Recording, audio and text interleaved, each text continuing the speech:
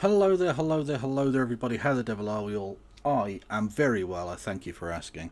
Apologies that I wasn't around for the last few days. I wish I could say I was doing something fantastic and productive. I wasn't. But I am now here, and normal service will be resumed. I'm certainly looking to be on pretty much every day from now on. So that's the cast iron promise of no cast iron promises, but you get the idea. How are you all? I hope you're very fucking well. Yes. It's been a lovely day. Lovely and sunny. And a bit rainy. But sunny and rainy, which means it's sweaty. It's very sweaty. Yeah. Resume productivity. Exactly. Looking younger than ever, Kev. Well, thank you for being such a delightful liar, Windor. I appreciate that.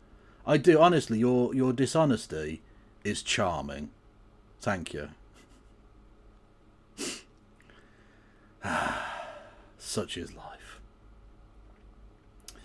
Yes. How are we all? What have we been up to in my absence? Hopefully you've been doing awesome things, awesomely. But I don't know.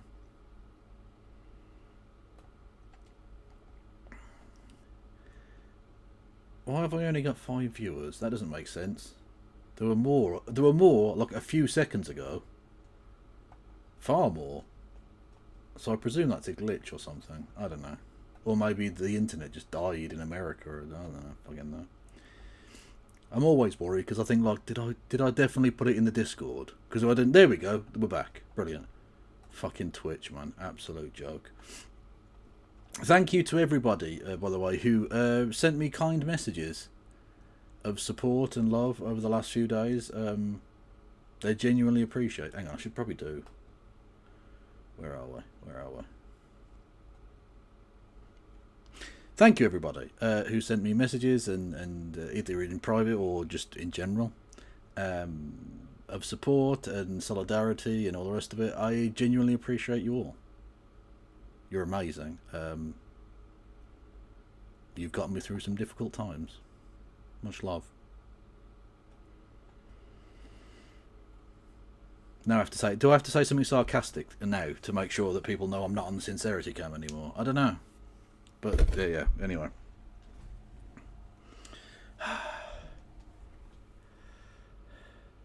I just think you didn't just send cat pictures, Wayward. Shut the fuck up. Everyone be mean to his Wayward historian for lying. They didn't just send cat pictures. By the way, sending cat pictures is awesome in of itself. But you didn't just send cat pictures, and you fucking know it. Now, everyone send love to Wayward historian. They're fucking awesome. Anyway, right. If you want to be very nice and awesome and pleasant in that toward me and the channel, and especially make up for the fact that I haven't streamed for the last 3 days, not in any way your fault, but it is a financial concern for myself. You can do so in the following ways.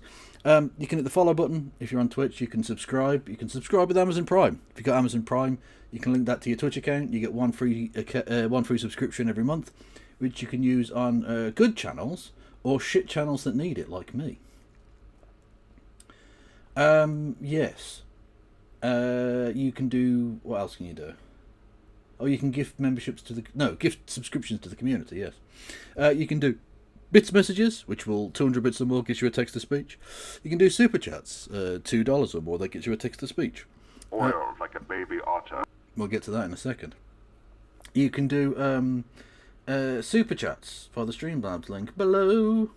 $2 or more, that gets you a text-to-speech. You can help me out on Patreon and or PayPal. I've got Discord, Blue Sky, YouTube, Twitter, Instagram, Threads, and TikTok, or something. If you're on YouTube, or your YouTubes, you can subscribe for free, because it's Twitter. You can thumb the video up. You bum. You can hit the bell button to tell you when I'm doing stuff or something, even though sometimes that doesn't work, and defeats the point of even subscribing in the first place, because what's the fucking point, YouTube? What's the point of existence, you prick?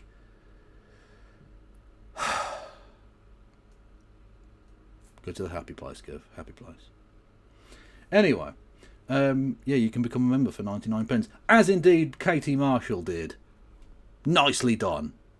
By the way, everyone go and follow Mad Cat Scotty I on all of the platforms.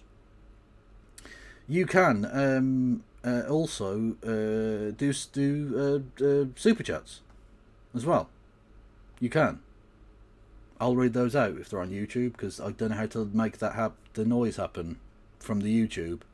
I'm sure there is a way. I've seen other people do it, but I don't know what that is.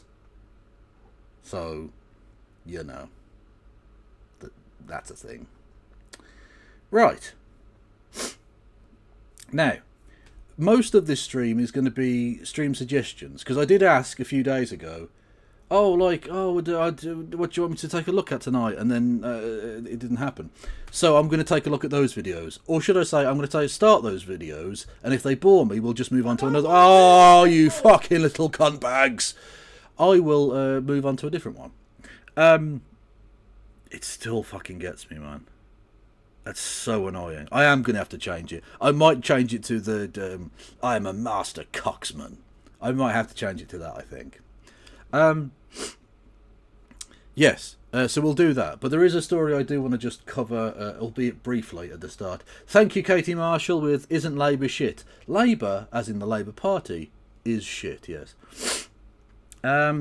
Sup, Kev, have to seen that Jack Miller is now a TikTok star. I think you mean the Jack Miller, and yes, he is. Yes, anyway. So, I suppose content warning. We're only going to talk about it briefly, because the substance of the story we don't really know a lot about yet, because it only happened yesterday. But content warning for terrorism and injury. Thankfully, no death. Spoilers, I guess. But yes, what might be a mild bit of terrorism, or might not be, vehicular attempted murder, I guess. Yeah, all very, very unpleasant. So, yeah, we're going to be talking about the Liverpool thing. So, for people in the UK who already know about that, if that's going to be an issue for you, by all means turn off for the next 5 to 10 minutes, because that's what we're going to be talking about. Oh, the police said it wasn't terrorism. Okay, fair enough then. To be honest, it kind of looked like it might not have been in the first place anyway, but it might still very well be attempted murder. We'll wait and see. Get some help. Thank you, says Thomas, for subscribing. Much fucking love to you. Oh. So, yes, the city of Liverpool in the northwest of England. A city of culture. The city of the Beatles, etc. A genuinely pleasant place. I've been there many times. Lovely. The citizens are a joy in so many ways. Yes, and Liverpool FC football club won the Premier League, the top division of English football. I don't know why I'm explaining this like I don't know what football is, but I am. Anyway. Ladies and gentlemen, we got him. Victory is ours. Thank you, Sage. You know what I'm going to do? Because I was thinking about maybe putting this up on as a YouTube bit anyway. So what I'm going to do is I'm going to turn the fucking alert box off and start again. And maybe not explain football like I've never heard of football before. Should we do that? Should we do this? Should we completely start again? Right. So, the city of Liverpool. A city in the northwest of England. Famous for the Beatles and other things like that. And also famous for its football team. Or be one of its football teams, Liverpool FC. Everton as well, I'm not forgetting you. And maybe Tranmere, or is that a different place? I don't know. Anyway, Liverpool FC, football club, just won the Premier League, the top division of English football, right? So for any of the Americans watching, that's what that sort of is. And when I say football, I mean proper football and not like egg throwy football, which isn't really football, and it's not you're not the world champions if you win and you're just from America.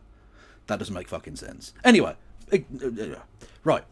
They won the Premier League, and as is tradition, you do an open-top bus celebration to celebrate the fact that you've won a trophy, right? Fantastic. Should have been a day of pure celebration and joy for the people of the city. Unfortunately, didn't quite go entirely that way. It was still mostly that, but unfortunately, this will be the thing it's probably remembered for. Thankfully, there was blurring on this, so you don't see anything too terrible, but there was what was thought initially to be maybe some terrorism, but it seems very much not to be the case now. Yes, a car snuck into the crowd lining the streets to celebrate the Premier League win, and drove a lot of people down. It's all fucking grim, man. Hundreds of thousands of people had gathered in the city centre to celebrate Liverpool FC's Premier League victory on Monday evening, when a car ploughed through the crowds. This is the route of the parade. The incident took place near the end of the route, on a street just off it, at just after 6 p.m. This is one of the earliest videos we've identified. It shows the grey Ford car surrounded by people. The car reverses and makes contact with a person in a raincoat. One person punches and kicks the vehicle. Another joins in too, before the car reverses into him. The car then speeds forward along Dale Street. See, this is why it sort of seems like it was probably the driver freaked out, you know, and sort of sped away. The problem with that is, why are you there in the first place? Why the fuck did you drive in behind an ambulance into an obviously crowded area? This wasn't like, it wasn't a surprise street party. It wasn't a flash mob that was taking place here. It was very, very well signposted that this was an area where you were going to have a fucking street parade. Your car isn't welcome. There was literally a roadblock in place, which was temporarily released so that they could allow one ambulance through because someone was needed treating by an ambulance. And the prick snuck in behind him. You don't get to freak out in that situation, because if you do, it might be a bit... it might be a kind of attempted murder situation. Thankfully, as of this point, nobody has died in this, but there might be some very severe injuries, unfortunately. The car drives off. The man who had been reversed into throws an object towards the car, appearing to smash its rear windscreen. A different video taken at the same time shows people shouting at the driver. Someone opens the driver's door, and the driver briefly comes into view as the car begins to accelerate. The next series of videos we've identified shows the Ford now about 700 feet, 215 meters, onto the connecting Water Street, trying to drive through the crowd. Several people are striking the car as it still attempts to get through. It then speeds up, hitting several people and knocking them to the ground. From a higher angle, you can see people trying to move out of the way as the Ford Is that a swerves person and on plows top of into it? people. What the fuck? The car comes to a stop and is rapidly surrounded by fans. Police move in to try to Honestly, the driver's lucky he didn't get fucking killed. He's lucky he didn't get lynched. Honest to God. control the situation. Different videos show the unfolding chaos. Several police officers can be seen trying to keep an angry crowd from getting to the driver. A few open the door of the car and reach inside. People desperately try to lift up the car to free the person trapped beneath it. Police officers Jesus pull out the Christ. driver, and those who've been injured are attended to. This video then appears to show someone being bundled into a police van as officers try to keep screaming people away. Mad The shit. investigation into what happened is still ongoing, and there are many unanswered questions. Dozens have been injured in this incident, including 4 children, according to the authorities. What was meant to be a moment of celebration has turned to horror. Absolutely fucking mad shit. Mad shit. Okay, so, in terms of the reasons that this happened, the intentions of the driver, etc., etc., as of this point are unknown. And this is one of the reasons that I don't often talk about, this isn't terrorism, but public casualty events in the immediate aftermath. You'll rarely see me comment on an actual, like a terrorism event, or like this, or a train crash or some shit like that in the immediate few days afterwards, other than to comment on people's reaction to it sometimes, which, by the way, keep a pin in that for a second. Because we don't really know what the fuck's going on. We don't know the details, we don't even know this bloke's name, we have no idea what the hell this is about, and so speculating on it is sort of pointless, and in the cases of instances where there are mass deaths, it seems frankly fucking inappropriate to do so. But, you know, doesn't stop a lot of people, of course, because it's very clickbaity, isn't it? The guy in question, what we do know of him, and that's what will become relevant in a second, is that he's been arrested on what is currently suspicion of attempted murder of what is thought to be 11 people so far, and also under suspicion of driving whilst unfit through drugs, which is a very strange way of wording it, but apparently that's the legal expression. So basically, they think he might have been under the influence of illicit substances. We don't know what those substances are, but there you go. And dangerous driving offences, because, you know, he definitely did drive into people. You just saw it. So, that's what we know about the guy so far. But there is also one intriguing extra fact that we know about the individual who has been arrested on, for the time being, suspicion of having driven a car into loads of people. And that being that, as the Merseyside Police, which is the police force in question, released a tweet, and indeed a statement, last night, as of yesterday, where are we? No. There we go, the 26th of May, so yesterday, so about 24 hours ago is today. And they say, we would ask people not to speculate on the circumstances surrounding tonight's incident on Water Street in Liverpool city centre. We can confirm the arrest of a 53-year-old white British man from the Liverpool area. That's an intriguing added extra. The word white has been added there. Curious. Now, they wouldn't necessarily reveal that kind of data in the immediate aftermath. It certainly hasn't been common practice in recent times, for any number of different reasons. Firstly, the person isn't guilty of anything yet, and so revealing personal details is potentially unnecessary, and data protection issues and all the rest of it. Also, revealing too much about the person can potentially prejudice an ongoing investigation and potential prosecution. So, like, they try and keep information to a minimum. But we've seen in recent times a number of these instances go by, and the sense of disinformation being the key factor around forming the narrative of what this thing is far more important than the truth can be. I bring your minds back a little under a year ago to the riots in Southport, following a black guy killing, I think it was 3 white children, albeit the race of the individuals weren't necessarily the issue at play, but it was suspected that the guy was a Muslimic because he was a black guy from, I forget where the fuck he was even from, somewhere in Africa. It doesn't really matter.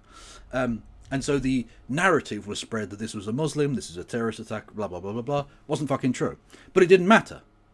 Andrew Tate spread it, and then Nigel Farage started spreading it. And Nigel Farage is probably going to be Prime Minister in a few years. What a fucking cursed timeline. Anyway, so they revealed the fact that this guy is a white guy. Now, that in of itself isn't the end of the world. Except if you're a right-winger, in which case it is the worst thing ever. Because, of course, they didn't want the guy to be white. They wanted him to be a black guy, or a brown guy. Ideally a brown guy with a beard like this, who would, you know, potentially go on and be found out to be a Muslimic infidel, doing the Muslimic ray guns, etc., etc. And for any new people here at the video, the beard doesn't define Muslimness. I'm not a Muslim. I know you're going to accuse me of being one, or possibly even a secret Jew, depending on exactly how fucking Nazi you scumfucks are. But whatever. Have your fun in the comment section. I'll just delete them, you pricks. Right. Julia Hartley Brewer is the example I've pulled up, but you can go to basically any of these right-wing griftoid accounts, and they're all saying the exact same thing. She says, absolutely horrific scenes in Liverpool of people being mowed down with many injured. Yeah, so horrific that you didn't feel it necessary to, like, show any sympathy or condolences to any of the victims? No, of course not. The police have given out information about a driver very quickly. We can only wonder why he was given we are given prompt details about some criminal suspects, but not others. So, the idea here that they only ever reveal when it's a white guy. Presumably because, the police are anti-white? Despite being 98% white guys and some of the most racist cunts in the fucking country. Yeah, naturally. Anyway, it's the idea about why do they always find it so difficult to have police to police fascist events. It's because, they've all taken time off to go on the fascist fucking march, Anyhow, yes, Julia Hartley Brewer and her ilk, these fucking scumbags. There's a very simple reason why they revealed that this guy is white. It's because, as I alluded to earlier, you evil bastards have made a cottage industry out of lying in every instance, including this one, where before it was revealed that he was a white guy, people were out on the internet saying it was a Muslim. It was definitely a Muslim, it had to have been a Muslim, and it had to have been terrorism. You do this every fucking time. It happened with the Southport events, right?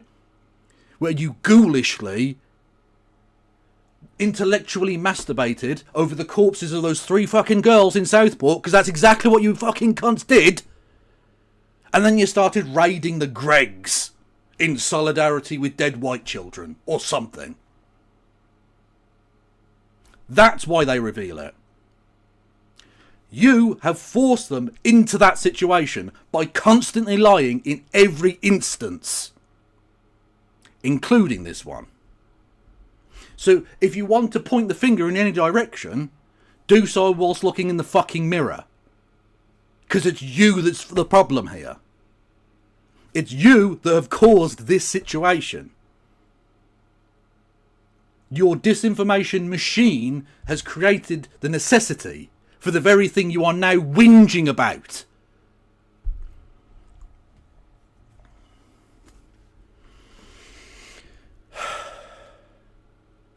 So maybe stop lying. and then we wouldn't have a problem. But then if you stopped lying, you wouldn't have a job, would you? Get fucked.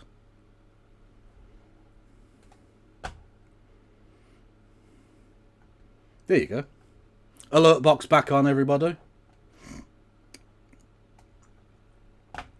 I just didn't want to be into my passionate little rant there and have like, oh, like a baby otter. It would have been weird. It would have been very weird. Tommy Robinson stole your look, mate. Oh no, the fucking wanker. Jesus Christ. Did you see him? He got released from prison, the fucking prat. And look at him. It's just me. Oh no. I don't need that. Oh, what was the other thing as well? There was something else I wanted to show people, and I can't fucking... No, it doesn't matter. Anyway.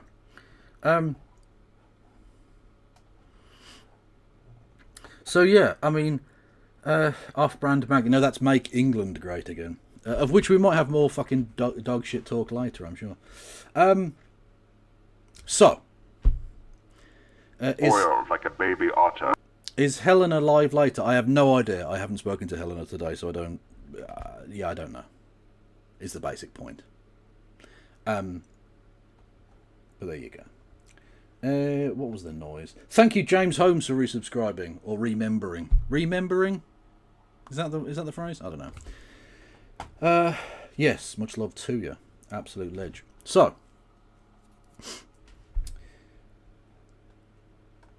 let's dig into the stream suggestions thing, which, like I say, I asked for a few days ago and then didn't do the thing. So I'm now here.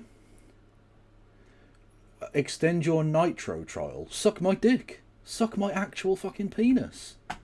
Twitch, not Twitch. Discord. You fucking arseholes. Okay, what have we got? What have we got? What have we got? What have we got? We've got.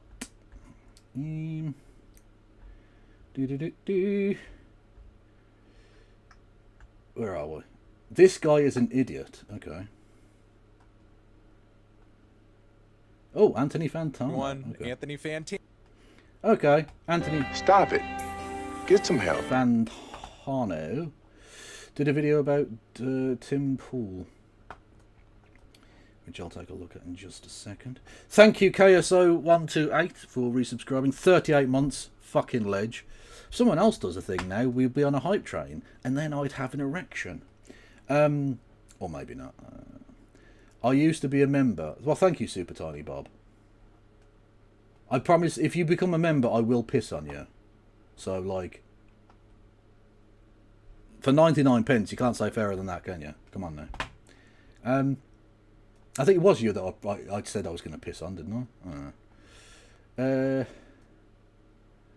Bought 4th of July M&M's specifically to do this. Okay, that's pretty good. Could have done a French flag though, couldn't you? So, Anthony Fantano. Now, people, old heads of the channel, old froggy frogs, Return of the Sausages. may remember Return of the Sausages. They may remember that Anthony Fantano has had a sketchy past, unfortunately.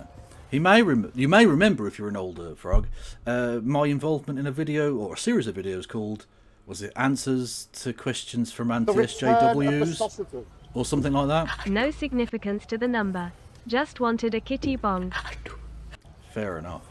Yeah, Anthony Fantano was involved in this video called Questions Anti-SJWs Have for SJWs, to which I, as one of the SJWs, and various other people responded and gave our own questions, etc., etc., and it was a back and forth.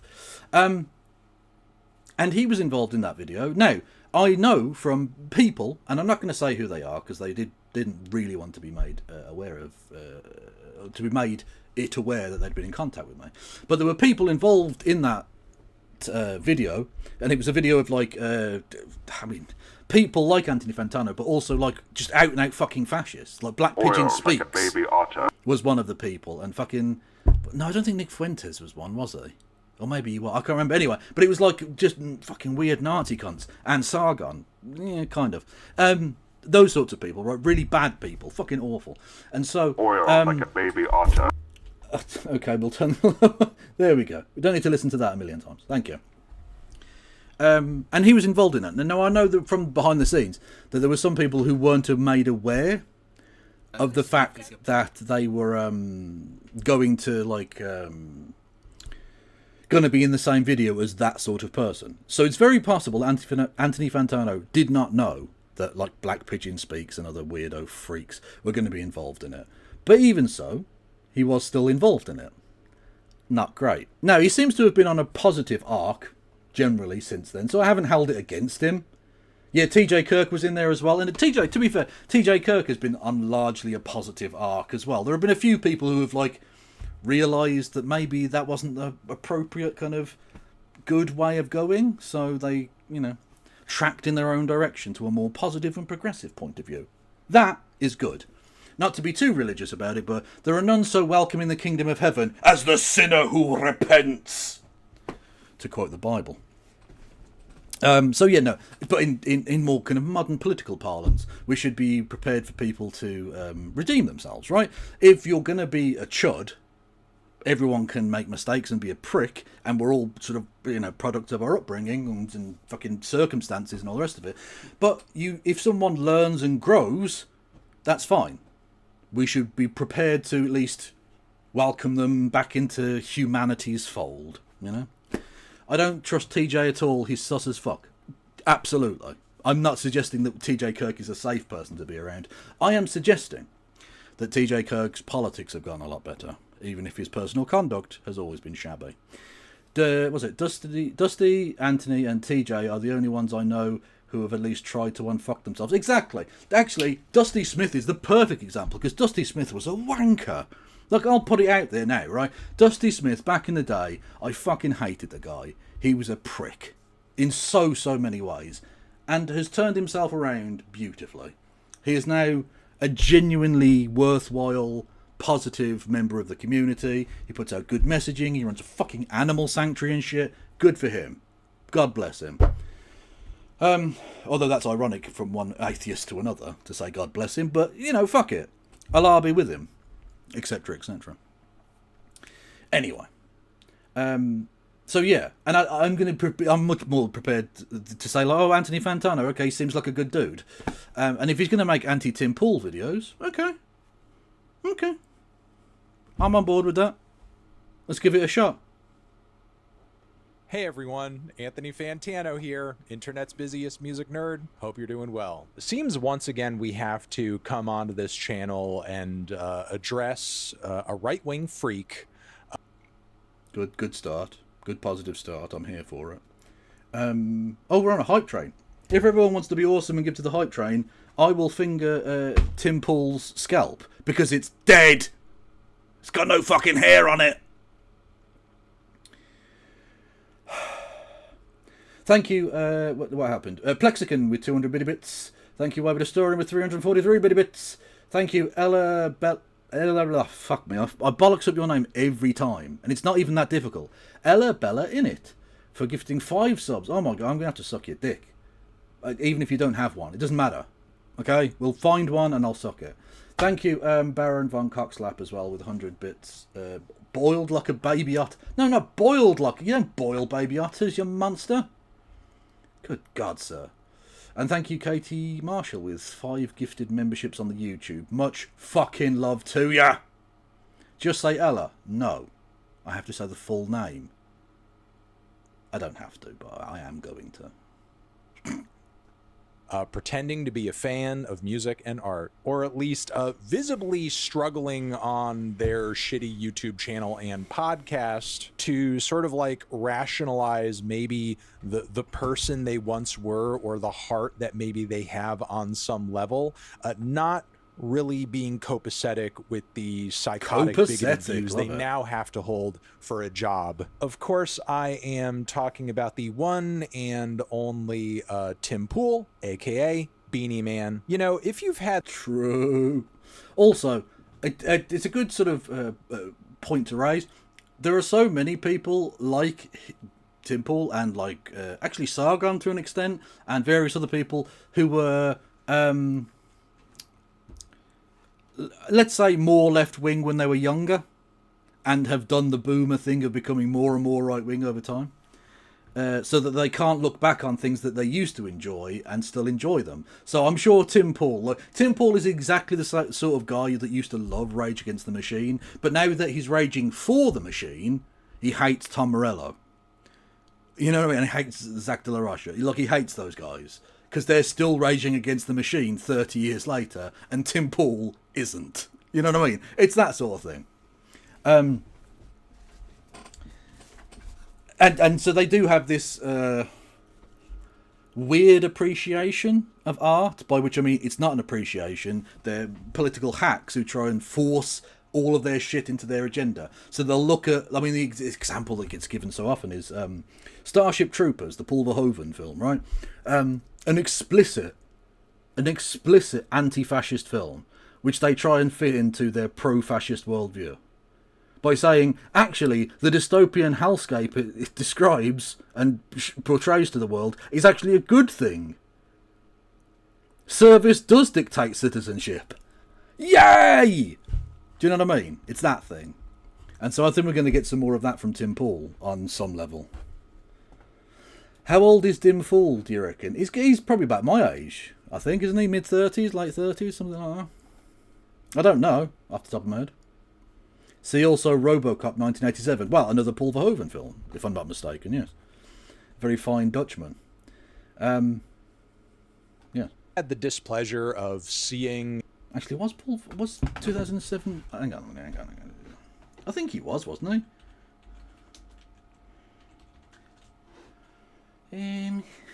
Yeah, Paul, that was a Verhoeven. A Verhoeven number, yes. I thought it was. Amount of content. What did I doubt Tim's myself? YouTube channel. You know that, like a lot of other weird right-wing talking heads on the internet, he makes a lot of money and gets a lot of attention by Tim Paul's 39. Okay, so yeah, I was about right then. virtue of commenting on with a lot of indignance, a lot of pop culture items that are either nominally or deeply offensive to those with right-wing views because, oh, it's woke or it's blasphemous or whatever. Enter in singer-songwriter Laura Jane Grace of Against Me fame, modern punk rock legend, many would claim, who recently did a little performance at a Bernie Sanders rally of... Oh, she's a fucking communist, is she? Of like this silly ass acoustic sing-along song about essentially as a trans person feeling fucked by God, which if you have two brain cells to rub together, even if you haven't personally experienced what Laura Jane Grace is obviously describing in this song, you sort of like get the concept pretty easily that I am a trans woman. Personally, I feel kind of under fire socially with all of this hate being lobbed towards trans people, all of this bigotry. A lot of that bigotry tends to kind of skew as being very religious, or at least it's coded as such, hence the metaphor where she's feeling fucked by God. Now, apparently this performance may have gotten a little viral online in right-wing circles, made some people pissed off. Tim Pool goes on his show and says people are angry and pissed off and raging about things all the time just to have something to talk about on YouTube. So of course that's kind of like the lead into the... that's, I mean, the kind of right-wing, I don't even know what to describe it as, bullshit vortex, where you hype up a nonsense story, people get mad at it because you've told them to get mad at it, then you can broadcast that people got mad at it. Rinse and repeat forever and ever and ever. It's the easiest grift in the history of the world. You can bilk money out of fucking idiots ad infinitum, just forever and ever. Because you can make shit up. And actually that fits into the thing I was talking about earlier, with blaming everything on Muslims, regardless of whether it's true or not. Because by the time that the correction to "it was a Muslimic what done it" gets out there, it doesn't matter. The right wing have had their... They've chewed their, the cud, so to speak, on that one, and gotten their money out of it, and they've moved on to some other thing. They've moved on to a different bullshit non-story to get mad about. Fucking straight bananas or something, And it's that thing. Forever and ever. this whole reason for him talking about Laura Jane Grace in this video here. A transgender singer is sexually graphic in front of a crowd of people, which I presume... No! A rock star? A rock star went... Are you telling me, Timothy Poole, that a rock star went out on stage and performed lewd and or sexual material? I'll get straight onto my friend Mick Jagger about that one in 1966. Hello! You fucking prick. Yeah. A person went on stage and sang about a penis or something. Do you want to go through the lyrics of any Led Zeppelin song? Maybe?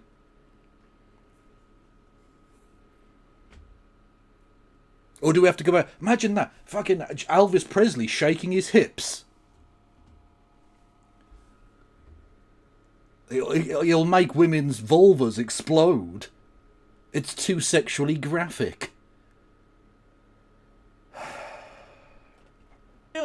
Largely as adults, but it's a Bernie rally, so there's probably some kids there. Totally inappropriate. Hang on. It's a Bernie rally, so there's probably some kids. So you don't know anything. There's no... Like, you haven't even done the basic bit of journalism of finding out if there are any kids at this event.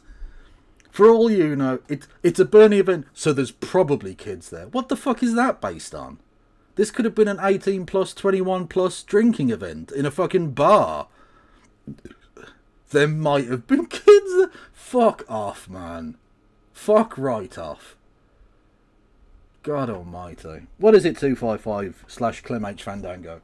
Did you know when Paul Verhoeven travelled to promote Starship Troopers, he said the only country where people consistently got the satirical intent was the UK? Really? That's worrying. Because we're not great necessarily on that. Like, you know how Britain, you know, Exploding Vulvas open for Rage Against the Machine one year, right? Exploding Vulvas would be a great name for a punk band in, like, 1982, I reckon.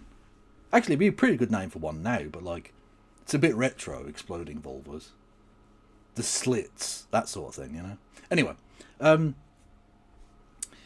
yeah, you know, in Britain there's like a kind of snobbery, and we'll say dumb stuff like, oh, in America they don't get nuance. In America they don't understand satire. They don't really understand the kind of the depth of message there. And in Britain we fucking don't either. Literally, like, for time immemorial. The great example I go back to, and it's not because it's not a modern problem, Alf Garnett, right? For those who don't know, Alf Garnett was a character, one of the main characters, indeed probably the main character, of a show called, oh, fucking Christ almighty, what was it going out of my head? Till Death Us Do Part? Was that what it was called? Hang on a minute, fuck's sake. Why has my head gone mental? Till Death Us Do Part. TV? Yeah, there we are. Till Death Us Do Part. There we go. Right. I knew that was it anyway. What did I fucking... I doubted myself on Verhoeven and now on Till Death Us Do Part. Right. And Alf Garnett there, portrayed by the great Warren Mitchell, who was a co-writer on the series as well. Co-creator.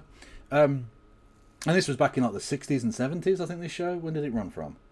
1965 to 1975, so literally, yeah. The original episodes were in black and white. That's how far back it goes. Anyway. And the story of the show is that it's this sort of racist old fucking prick and his sort of wife and all that. And then his... Is it daughter and her boyfriend or partner, whatever, live with that family. And so it's the generation clash of this kind of young, modern, you know, couple and this older couple. And Alf Garnett's really fucking racist. And all the rest of it, right? And it's such a weird look into Britain at the time because the BBC wouldn't allow the Alf Garnett character to call his wife a cow. Like, you know, you silly cow. You know, that's kind of slightly sexist language. That wasn't allowed. So he had to call her a silly moo, which is a thing no one has ever called anyone. But he could use, like, the N-word and the C-word, which is like the back end of the word raccoon. That kind of thing. Pretty grim stuff. It was not a politically correct show. But the point of that show was that the racist was the idiot. And the racist would always look shit and bad. And it was, right? So you go through the episode, and by the end of it, Alf Garnett is made to look a cunt. That's the purpose of the show, is that the racist is wrong, and modernity is the more reasonable approach to the world, right? Warren Mitchell was literally a Jewish socialist from the East End of London, and he wrote this fucking show.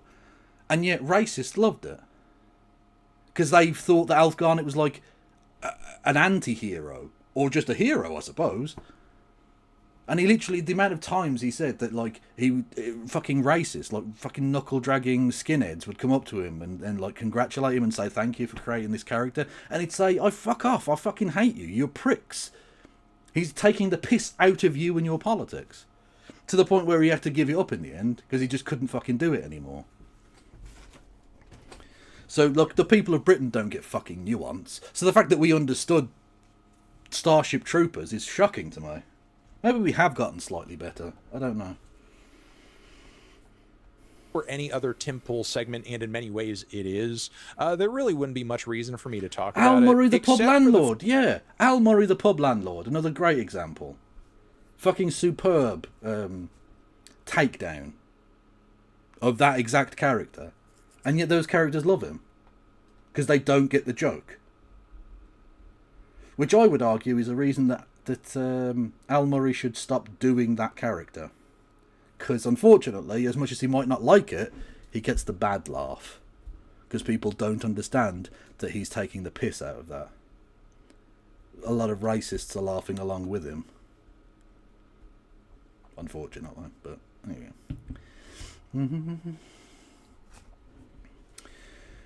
The son is also Tony Blair's father-in-law. Is that true? I didn't know that. There you go. Mrs. Brown's Boys, dodgy too, and the main actor is racist. Mrs. Brown's Boys is just not funny. Let alone the fact that it's also fucking racist. Like, it's just not a funny show. You know?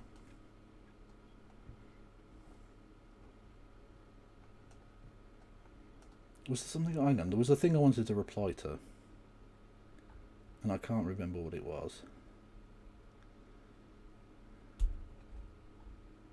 I don't know, whatever.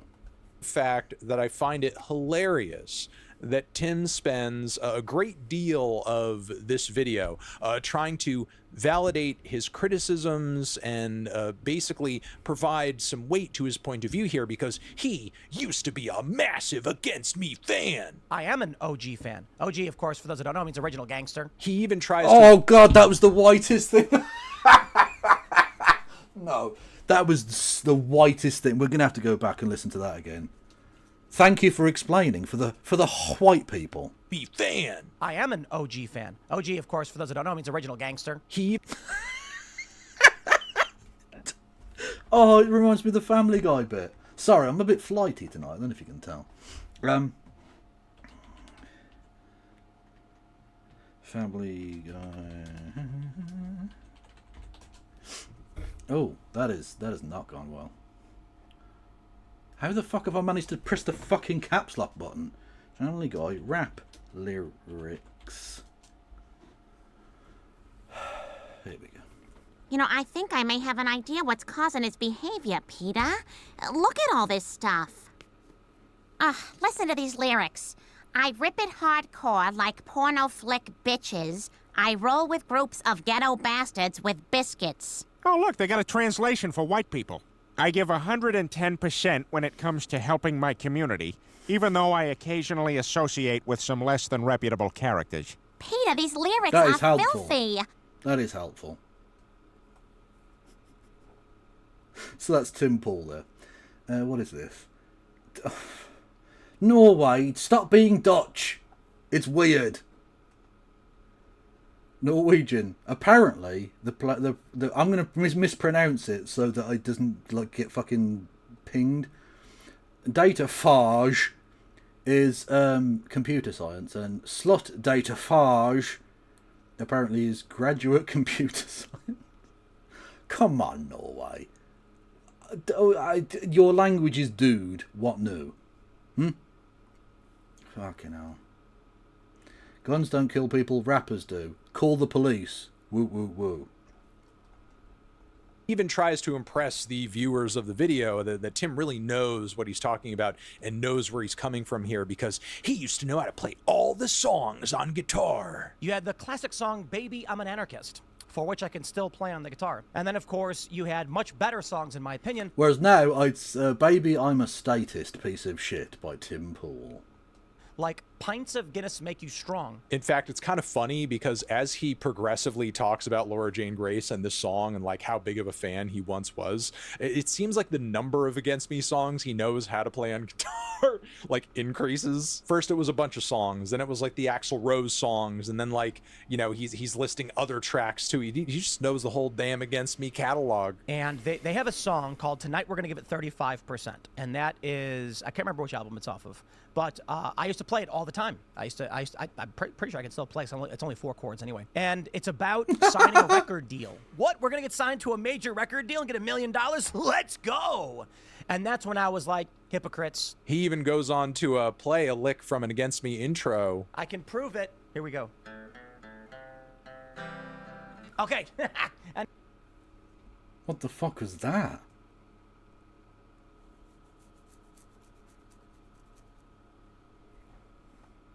anybody who knows what that song is, you know exactly what song I was playing.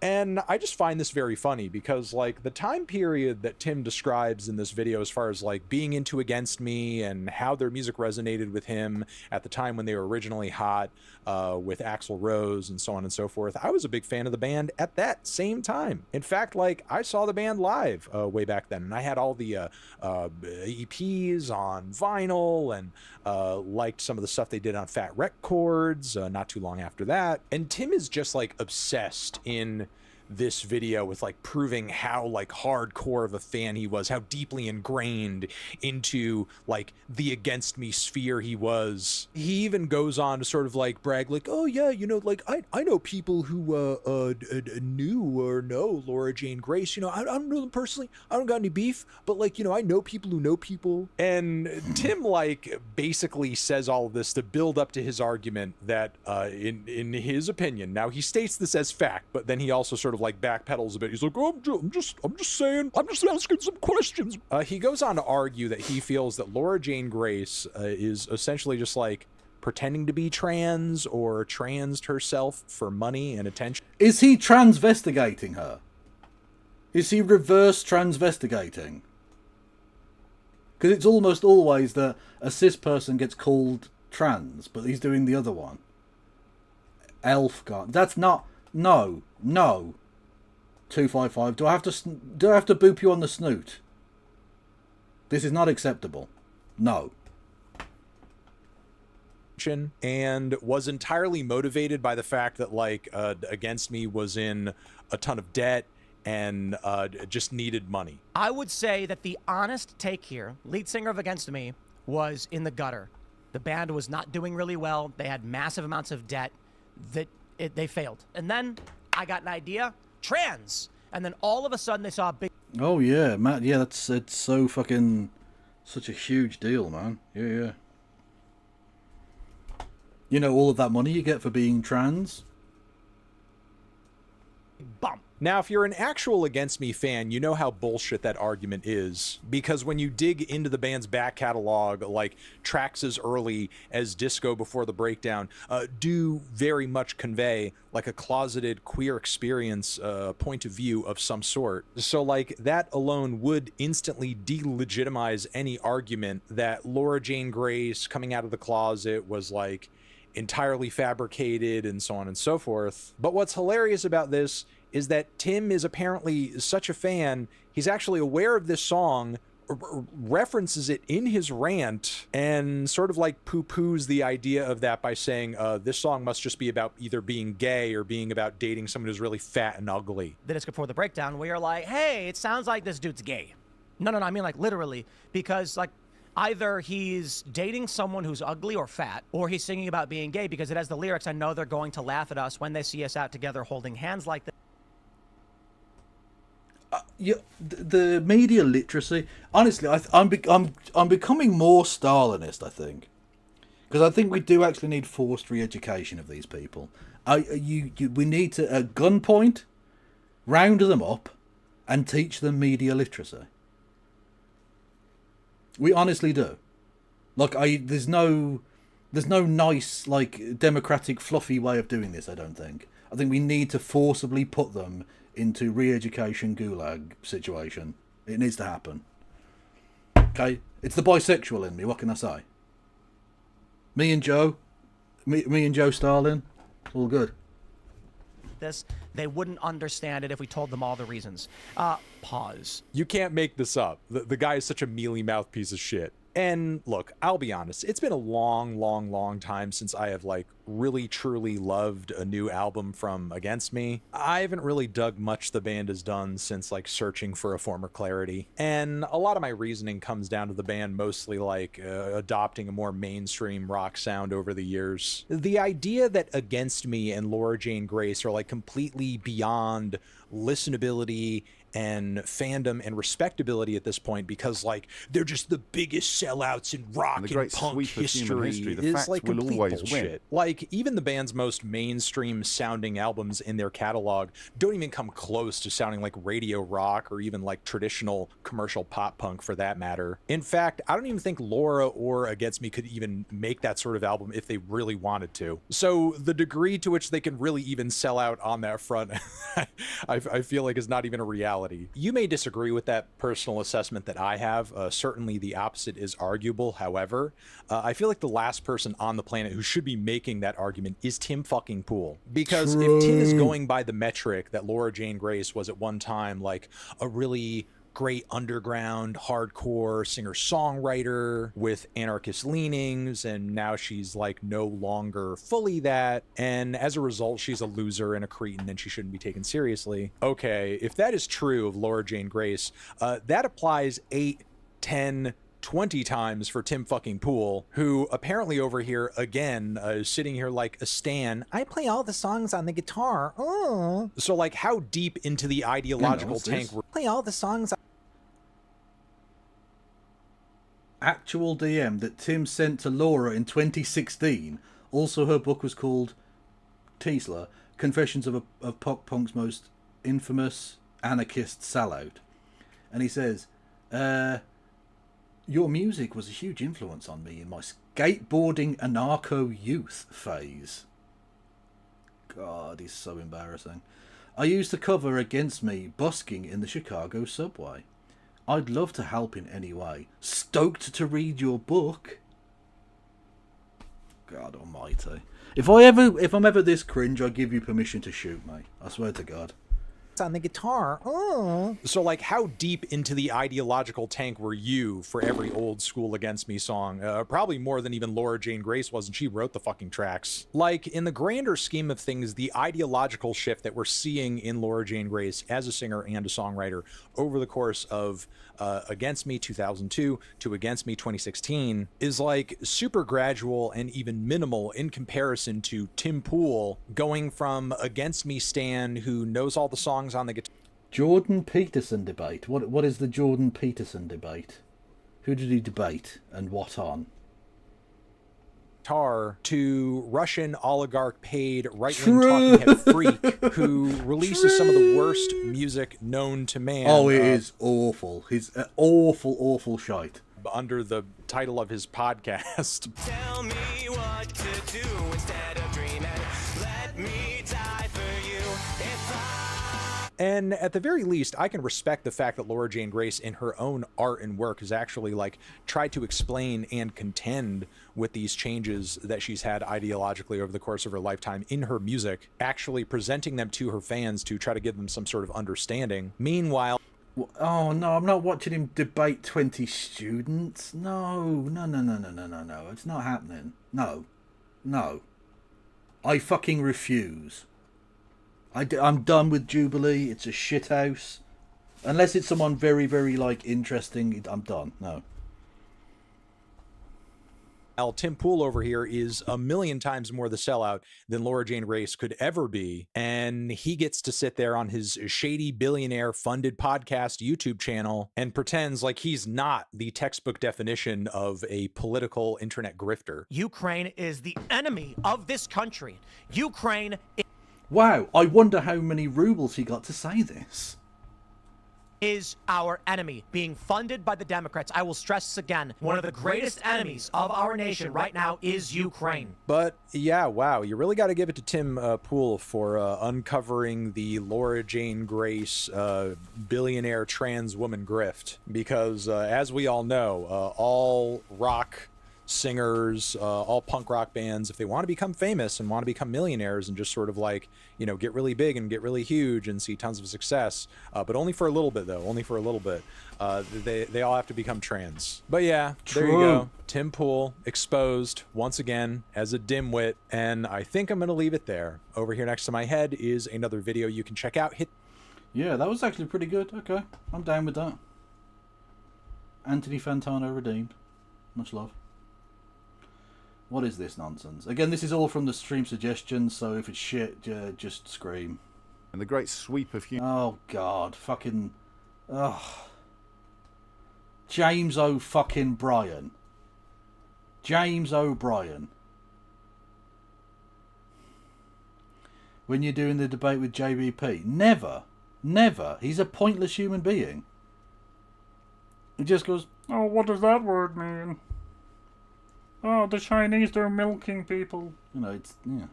Human history, the facts will always win. At some point in the dim and distant past, even people currently living under the jackboot of North Korean administrations or Vladimir Putin's Russia, the truth will eventually out. It has to. Facts have to prevail. And then, of course, the process of chipping away at them and the rise of totalitarian regimes, people with dictatorial ambitions begin to chip away at facts and truth, as Americans are discovering at the moment. But they do have to come out on top, which is why I wonder how we should approach people who are still in denial of the facts, who still think there was a brilliant Brexit, but it goes to a different school. Oh. Can we actually stop? Again, okay, and you know what? Fuck it, I'm going full Stalin tonight. Except without the genocide, but definitely the bisexuality and the cool facial hair. James O'Brien and his ilk need to be put in the re-education. We need quite an extensive re-education complex. We need a university of re-education, frankly. So you've got the right-wingoids that are being forced into the media literacy classes. James O'Brien and his fucking piss diamond FBPE fucking cretins get in there and just be like, okay, we need to deprogram you from talking about Brexit, at least most of the time. I don't mind occasionally bringing it up, but you people have got like fucking Brexit Tourette's. You need to stop. This was fucking years ago. It isn't going to change. Just accept it and move the fuck on, okay? Yeah, it's shit. But it's not to blame for literally everything that's ever happened. For fuck's sake. It's... Oh, God, these fucking people. Again, liberals. Liberals. Fucking liberals. Don't even get me started. Or it could have all been so wonderful. We've been betrayed. Or unicorns do exist, that we just haven't found one yet. What's the correct approach there? Does it even matter? Because if you're dealing with members of a cult, there's not a great deal you can do to break the spell of the cult. Richard is in Kenton in Middlesex. Richard, what would you like to say? Good morning, James. Hello, mate. First time I've spoken to you. I've seen you quite a bit on YouTube. Welcome. And fascinated with your comments. I was in favour of Brexit. I voted for Brexit, but it hasn't worked. The previous government, it didn't work, and this government, it hadn't worked because the politicians are, in a word, hopeless, all of them. Well, so far, so good. Yes, that is basically correct. There was a way of doing Brexit that would have been far less harmful. I don't think there was a way of doing it that wouldn't have been harmful at all. But if we'd just gone down to just a vaguely... I don't want to be bang a drum too much here, but There was a politician who wanted not the hard Brexit and not the betrayal of the will of the people of the country who had voted. He wanted like a kind of middle ground on this, a kind of centre ground, if you will, where you do the Brexit because people voted for that, but you mitigate a lot of the damage to that, a kind of softer Brexit. His name was Jeremy fucking Hitler. Sorry, Adolf Corbyn. Sorry, Jeremy Corbyn, right?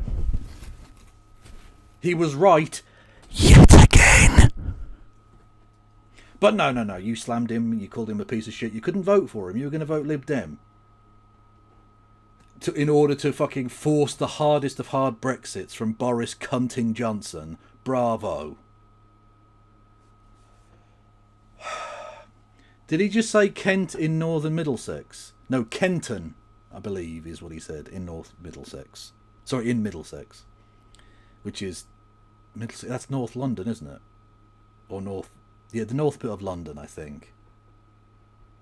Because the way I remember it, right, is Lords, Middlesex, North London. Sorry, the Oval, South London. So that's... I do it via cricket grounds.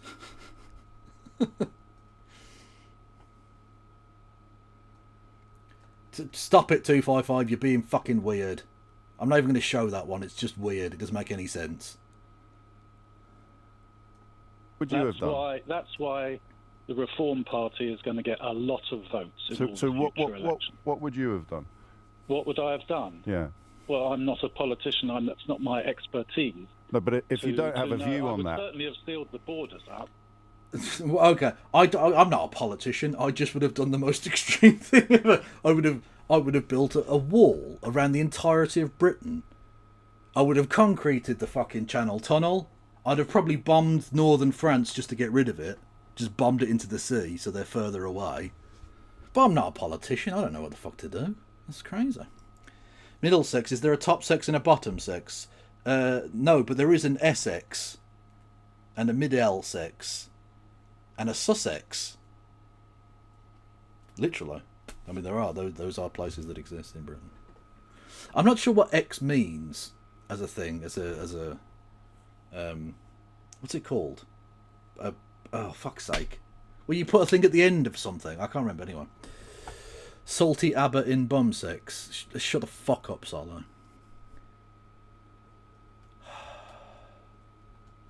Sealed the we are a serious country. You will take us seriously, okay?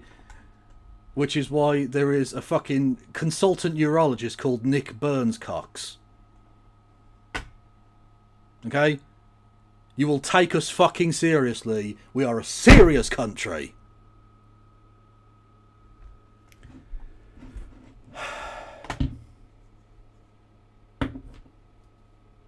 Suffix, there we go. Suffix is the thing I was trying to think of, which is not to be confused with Suffolk or Sussex, which are both English counties. Yes. Okay. I think zero we've got how many people in this country? 75, 80 million unofficially. Yeah, we can watch that next 255. Well over 70 million. Why not? Unofficially. When I was growing up, there was 50 million. Right. How can this small area, this tiny country, accommodate 20 million more people? Yeah.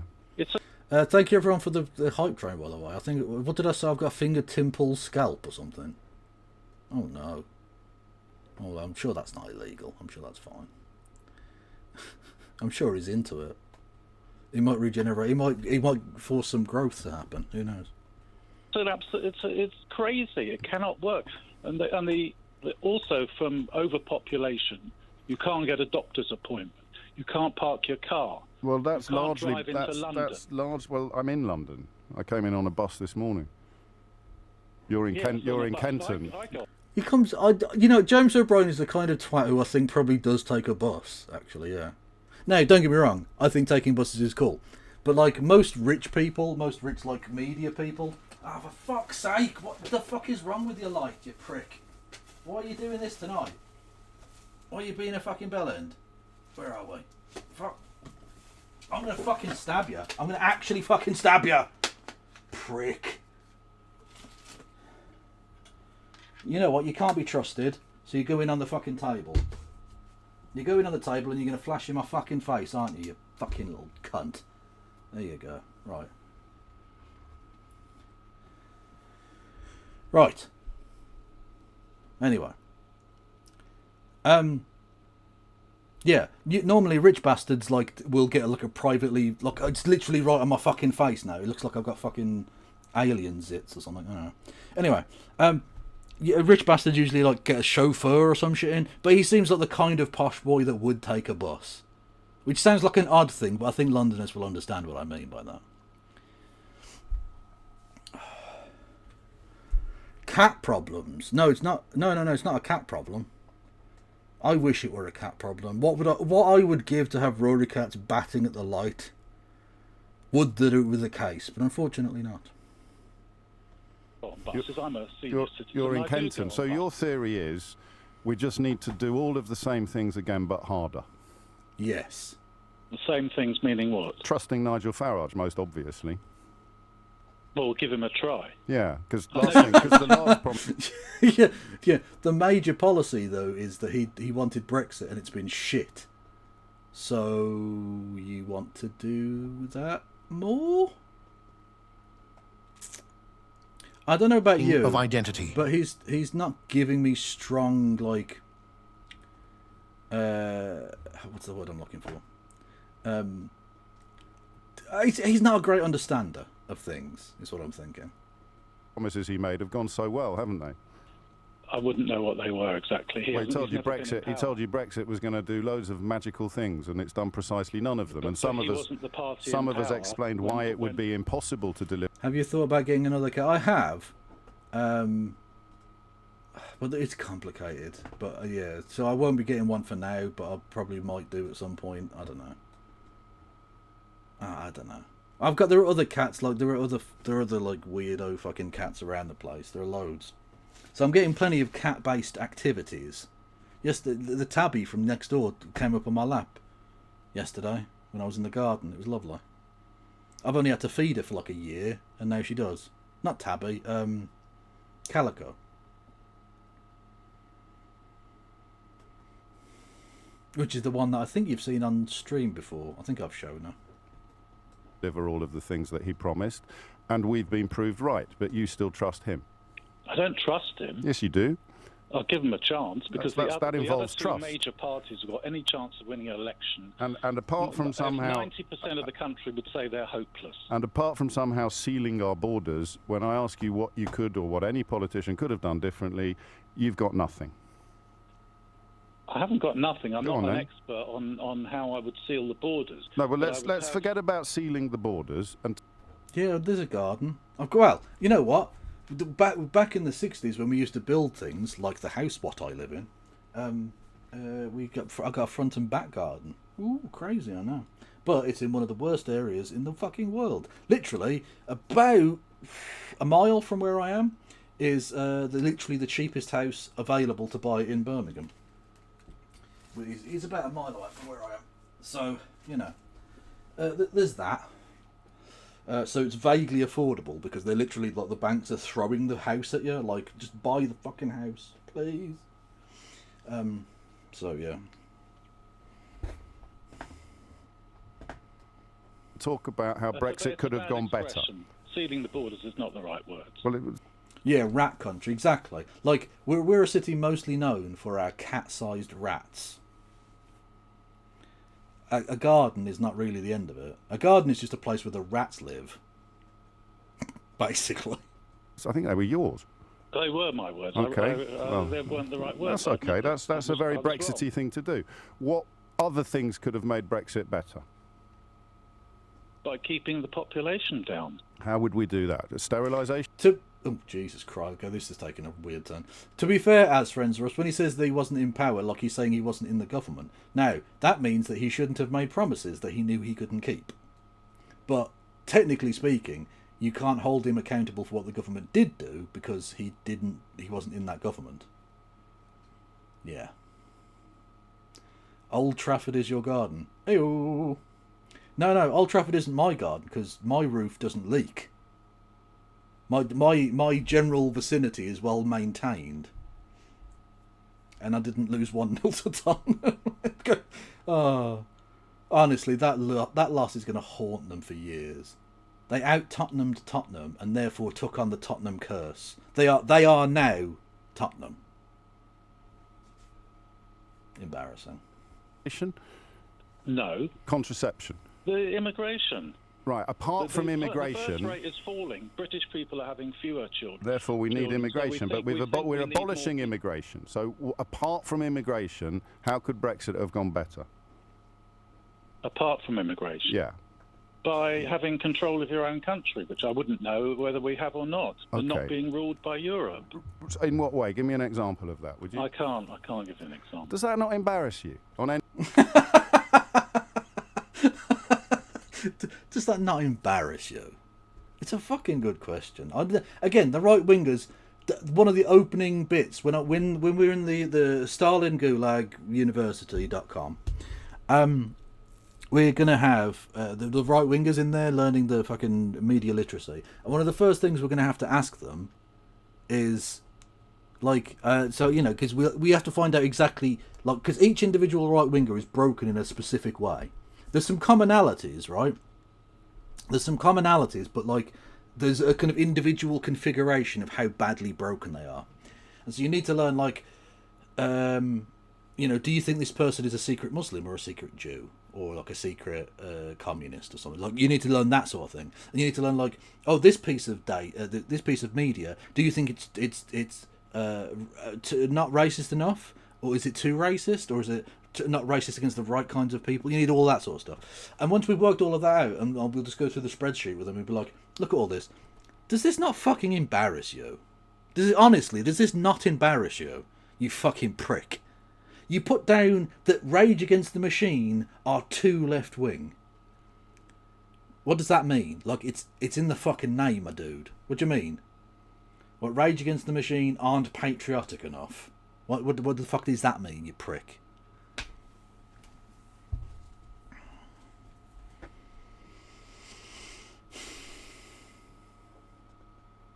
Star Trek was bad because Kirk looks a little bit gay.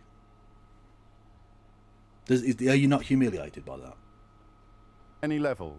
You're on the national radio now, convinced that you've got some interesting points to make. And when the presenter asks you politely, calmly, for just like one single intelligent insight into the position that you hold, you just say, oh, I can't. I've got nothing. I'm not a politician. I don't know. I'm slightly embarrassed because I'm not an expert. I'm Do you know who else isn't an expert on this? You. No, I am. Ask me anything. Fair enough. Flex, I guess. Flex. Kev, are you secretly Brummie? No. I don't know what you're talking about. Oh, I'm not like that. No. Every single person who's encouraged you to support Brexit, there's not a single expert among them, and yet you're still trusting them instead of the people who have been proved right about everything. And I hear the chuckle, and that means that you're not someone who's been desperately affected by Brexit. You're not someone whose business has been shut down. You're someone who lies awake in bed in Middlesex having weird dreams about immigrants. You're not someone who's had... That is a spectacular sentence. Having weird dreams about immigrants. Probably slightly moist ones, is what I'm thinking. Very rude to me, aren't you? Well, I am very rude to you, yes, because of what you've done to my country. What I've done? And now you're here to tell me you've got... Am I from Birmingham? I am, and I'm proud to say that we are run by the cat-sized rats. And it's going better, to be honest with you. It was certainly better than when the humans were running it, because they didn't know what the fuck they were doing. The rats are on top of things, though. Literally.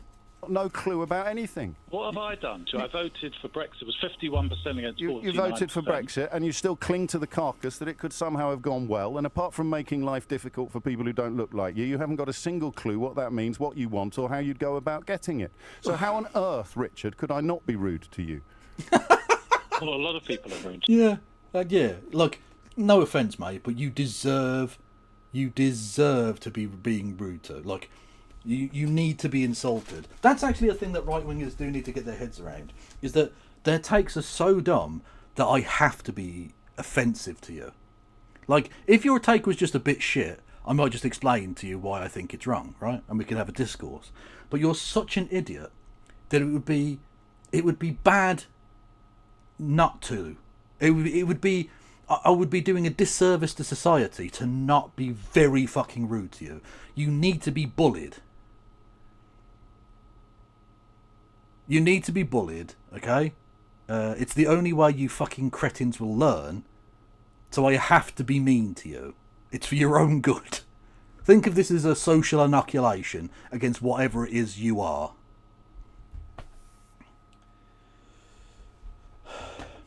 Can you explain the Tottenham thing you said earlier? I care too little about football to actually look it up. Okay, Tottenham Hotspurs are well known for not winning anything. Now, lots of clubs don't win anything. Birmingham City very rarely win things. But even we had won a major trophy before Tottenham had. Literally, Harry Kane, their best striker in forever, had to go to Germany to win a fucking trophy. Do you know what I mean?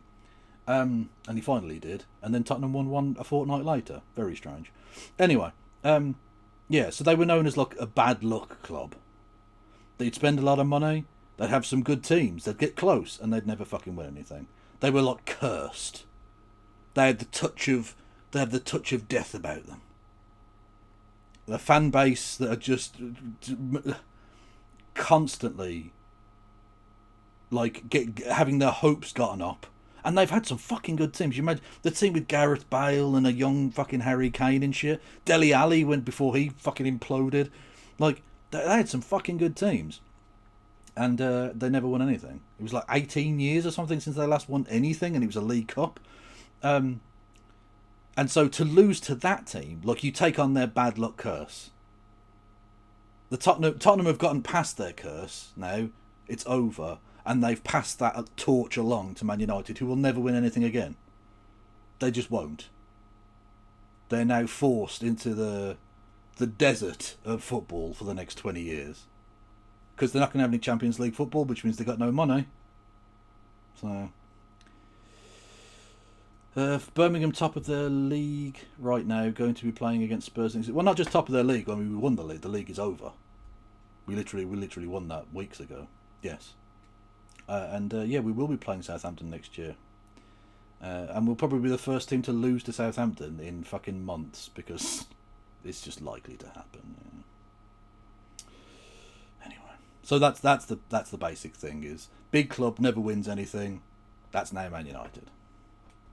To me, because I've got very strong views on. Although Man City didn't fucking win anything either, did they? As Friends Rust. Just saying. No, it's not because you've got very strong views, Richard. It's because you can't explain a single one of them. Because I told you 3 times I'm not an expert on politics. So you're literally sitting in front of me now saying I've got very strong views on things, but I don't understand any of them. Which 90% of the population would have. All the people who I can vote. promise you, Richard, that 90% of the population do not have very strong views about things that they can't explain. And if they did, they wouldn't be stupid enough to ring up a radio station and advertise it. I just wanted to speak to you. I wanted to see how many times you'd interrupt me. But I have got strong True, views. as Friends Ross. But true. you don't understand why. Yes, I do. Because you're not an expert. In fact, you are Mr. Brexit. I've got really strong views. I hate immigration, and I have absolutely no insights whatsoever into all of the reasons behind the strong views that I hold. I don't hate immigration. If we had a population of 50 million, I would encourage immigration. But you have to. America is how many times as big as Britain? 30, 40 times as big in area. Oh, in area. I was about to say. 6 times as many people. They've got 300 and something million. It's 10:45. Okay, that's pretty solid. Now, he's a shit lib. Do not get suckered in by the occasional fucking James O'Brien not being a wanker bit, because he is a wanker. Okay. What the fuck is it? This 255 wanted me to look at this. I don't know what the fuck this is. So it's from a channel called Caltanian Chronicles, or Saltanian Chronicles, maybe. A Guide to Destroying a Nation, case study England. Okay. I mean, I'm just going to say, I don't know anything about this person or their channel.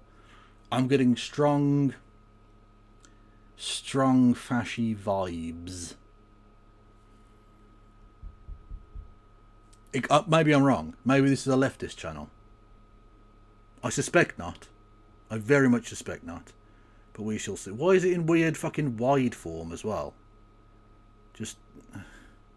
No, that's definitely not what I wanted to do. That's also not what I wanted to do, you fucking little cuntberg. There we go. Fucking hell.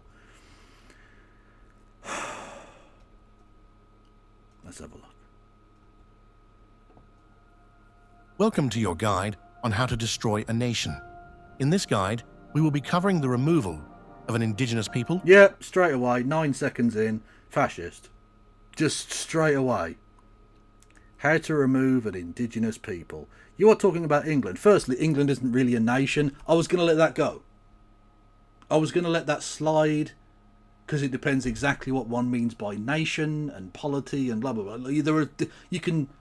There's a fluffy enough outline that I was just going to leave that.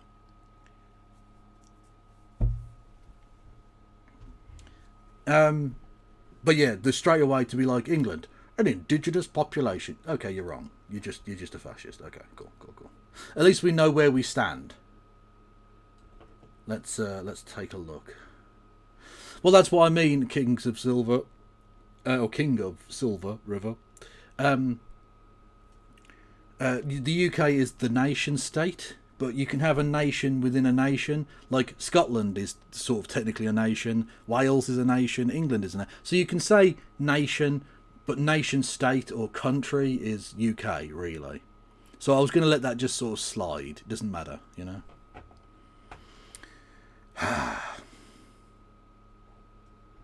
Anyway, let's hear about the indigenous people of Britain, apparently. The erasure of their memory and the seamless rebranding of their homeland as an... Why is it... Oh, I've just worked out how the landmass is. You have to look at the Earth. Hang on, no. Right, I have to look that way. You have to look that way, okay? So the Earth is, like, wrong. For some reason, it's going around... Not the equator, around the north of Africa... The line, or whatever? I don't know. Brilliant. Because there's Spain, you got Barcelona and Madrid, you got Italy, lol. Britain there, I'm in there somewhere, and North Africa, and then the sea. That is geography. Economic extraction zone. Our case study today, England. Please take notes. This method is highly effective, and when executed correctly, it will be almost impossible to reverse, primarily due to the chronic cowardice, careerism, and spreadsheet-based life forms currently occupying Parliament. No, to be fair. Under no circumstances do you have to hand it to this fascist prick. But you've got to say, spreadsheet-based life forms in Parliament is very, very funny. And true. They are spreadsheet-based life forms. That is... Yeah. You can't deny it. It's just true. Yeah, the hot sausage company is also kind of funny. Keir Starmer's leadership protocols confirm that any remaining traits... Oh, what we got here? Insert. Bureaucratic manager Keir Starmer. Subject Keir Starmer. Species classification spreadsheet administrator. True. Subtype deferred response drone. Primary directive, maintain illusion of national leadership while ceding real authority to international bodies. I think he means Jews. Secondary directive, speak exclusively in legally non-binding generalities, slowly replacing national sovereignty with procedural jargon. Visual weaknesses, extended exposure to unscripted public questions. Visual note, functions best against a backdrop of broken promises and quietly rising image. That isn't like, there's no extra words there, it's just rising image. Images? Imaging things?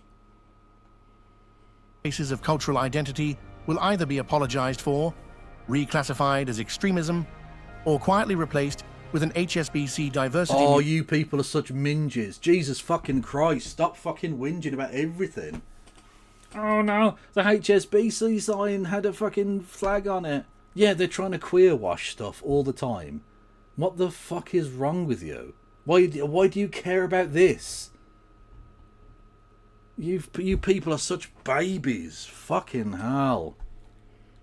This is, look, I'm sorry, if the HSBC, if the fucking Hong Kong Shanghai Banking Corporation changing their symbol to a fucking queer flag thing for a second brings down your civilization, then you know what? Good.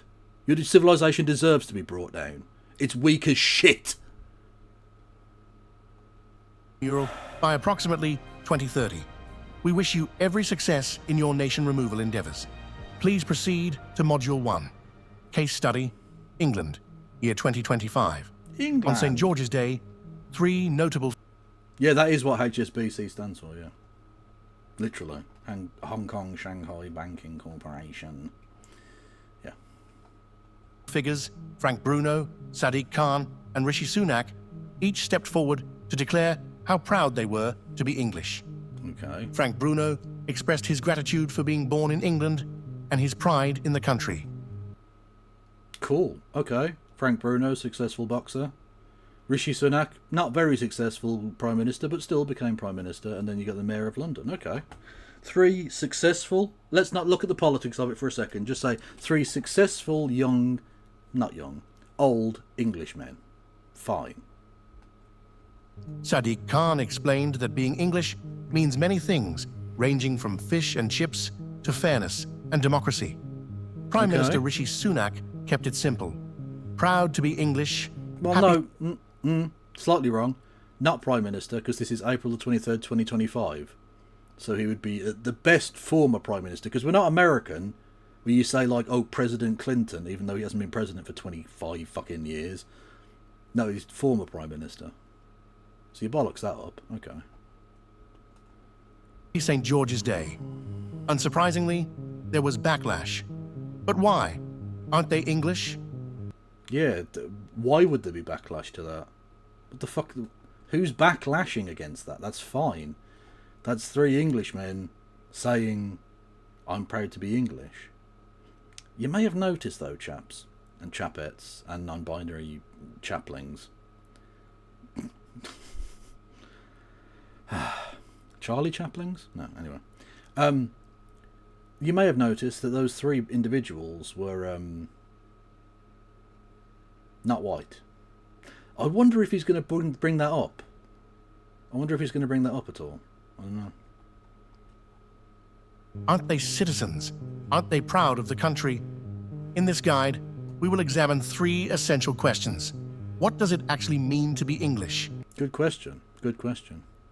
Why do people feel so strongly about it? Another solid question. And why are figures like these so eager to claim an identity that by their own admission they were never born into? Whoa! Hang on, whoa. Terrible question. What do you mean? By their own admission they were never born into? Okay, we'll go back. We'll analyse. We'll do some analysis, shall we?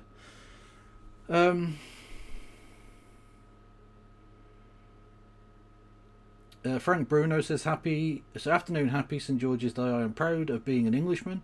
Have travelled the world, been to some beautiful places, but I love England. We all moan about it, what's wrong, and trust me, there is loads wrong. But the people, the culture, entertainment, music, sport, love and thankful for being born in England. So, literally, Frank Bruno says he was born in England. He was born in England. He was born in... So, not by their own admission. Not by their own admission at all. Frank Bruno literally said, but I'm proud to have been born in England. Oh, sorry, thankful for being born in England. So he was born into that. So why are you asking the question about self-admittedly not born into it? You show on the screen that he is born into it.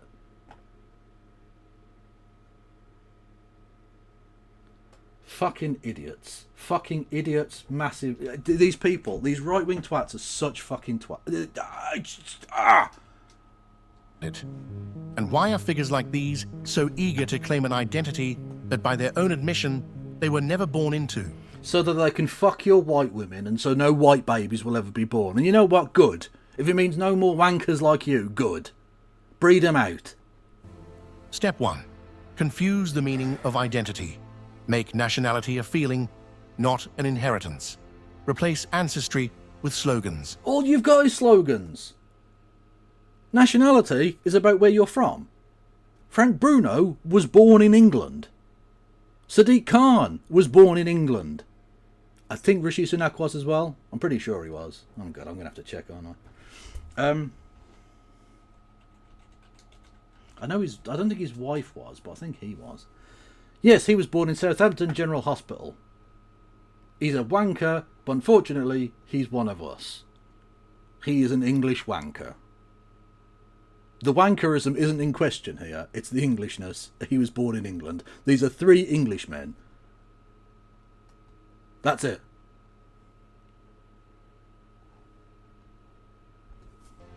Module 1. Understanding the target. Okay. The Englishman is a curious creature. From a distance... Oh my god, Edward Dutton. Oh, we've got a real special one on our hands, kids. Oh no. This is a character I haven't seen in fucking years. Okay, Edward Dutton is a freak. Okay, the character you see on the old-timey computer there, he's a mental case. He's literally one of these racing IQ, like, he's basically calipers measuring skull shape type fucking freaks, right? He's a really interesting guy. I looked into him ages ago. He's done some YouTube stuff and all the rest of it. He was, in theory, an intellectual at one point. He has a master's in something like theology or some shit. And then he taught for a while in Finland. And he put out a really weird paper about the average IQ of Finnish people. And if I'm remembering this correctly, the IQ of Finnish people compared to the fact that they've got an underwhelming number of Nobel Prize winners for some reason. I don't know why that is. Apologies to the Finns, but there we go. Anyway, and he got really into his, like, race and IQ, like, bell curve type shit. Like, he's a fucking mentalist. If you see someone praying in Ed Dutton, they are, like not just your average fash, like, they're fucking mega fash, right?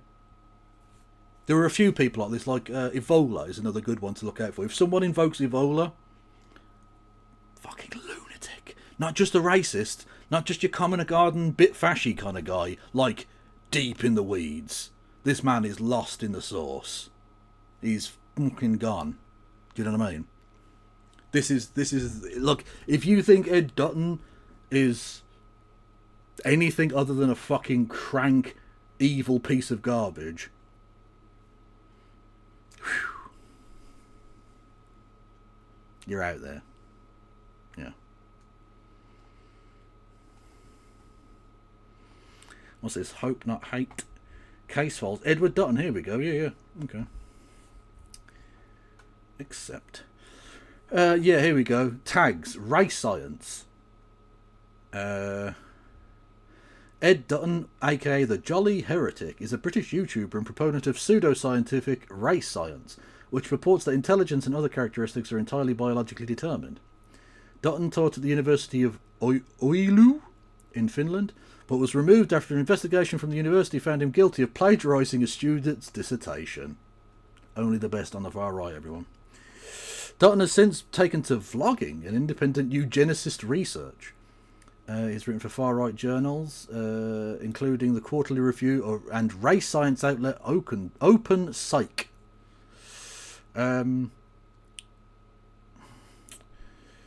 Race science circles. He spoke at the Traditional Britain Conference. His often childish tone does not seem to have impeded his success on YouTube. The channel has 118,000 subscribers. On it, he publishes monologues and espouses racist views with a scientific veneer. He also interviews far-right figures such as Jared Taylor, Nick Fuentes, and Laura Towler. Yeah, that's bad. In 2024, Hope Not Hate revealed that Dutton is an employee of the Human Diversity Foundation, a US-based company advancing race science led by Emil Kierkegaard. That's an unfortunate surname, given that the great intellectual tradition in that family. Dutton has ceded editorial control of HDF in exchange for a salary. Brilliant. Yeah, anyway, he's a fucking freak. So, like, if you see someone going on about Ed Dutton, Yeah, they're fucking mental. The Englishman can be identified by 3 key behaviors: an instinctive compulsion to form orderly queues even when under artillery fire, an unspoken agreement. For fuck's sake. Even when under artillery fire. This annoys me. The fucking sentimentalizing of like the Second World War or something. Like this the Blitz spirit. The Blitz spirit never really existed in large part. If you look at the unbelievable amount of crime and black marketeering and blah blah blah blah blah, like the Blitz spirit was, let's just get through this and hope we don't all fucking die. That's it. There's nothing particularly special going on there. And even if we say, okay, there is something a little bit special, and they did have a little frisson of strength and dignity and blah blah blah, we don't fucking have that now. Are you joking? Literally, the fucking coronavirus starts up, and all of a sudden we've stripped the country bare of toilet paper, and now toilet paper is worth more per pound than fucking gold and oil combined. You can't find a fucking hand sanitizer bottle within miles. Yeah, the Blitz spirit. Imagine if bombs started falling on us. We'd fucking collapse in seconds. Alright, Adolf, look, we can't do it. 70 years ago, maybe, but it's over. Fuck it. If I can't get my fucking Nando's, fuck it, we're burning the place down. Fucking forming queues, you cunt. Fuck off. You all do be forming queues. Well, queues are a very effective way of organising people. It's fine. But the idea that we do it under fucking artillery fire, a lot of bollocks. It's the biggest... Honestly, Britain is the biggest cope nation in the world. And we sort of have to be, right? Because we used to be like really big and powerful and rich, and now we're shite. So we have to pretend. So literally everything is artifice. Everything is like a Potemkin village of culture, where we pretend that everything's nice and awesome. Look how fucking brilliant we are. And literally everything's broken. Nothing works. We can't build anything. We don't produce anything. Outside of London, we're basically like Alabama backwater folk. Living amongst the fucking massive giant rats. And we're the lucky ones. Because there are people even further north who've got fuck all. At least we've got rats. Fucking, oh yeah, oh no, Blitz spirit. Oh, Captain Tom walked around his fucking garden. That means we're brilliant. Why did he need to walk around his fucking garden? Why do we have chronically underfunded hospitals that need a 100-year-old to walk around his fucking garden?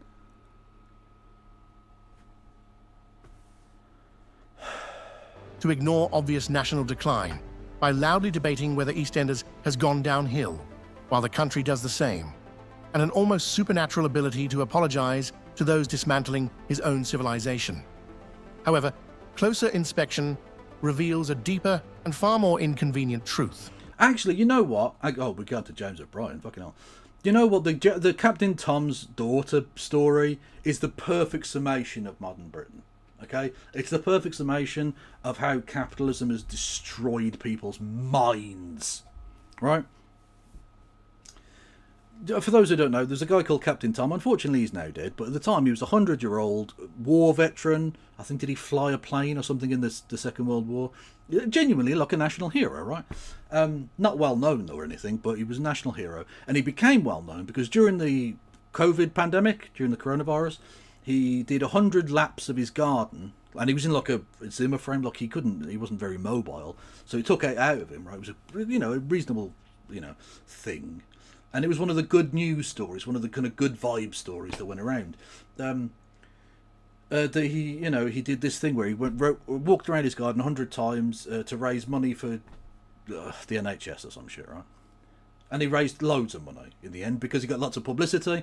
And so he went out and like rich people will say, oh, well, I'll give 100 grand for this and I'll do, And so he became like a big thing. He raised fucking millions. And then after his death, it was found out that his daughter had tried to essentially steal some of that public money. Well, not public money as such, because like it wasn't from the government, but like publicly donated money, charity money, to build a swimming pool in her house. And did, and then it had to be knocked down because she didn't even get like planning permission or whatever.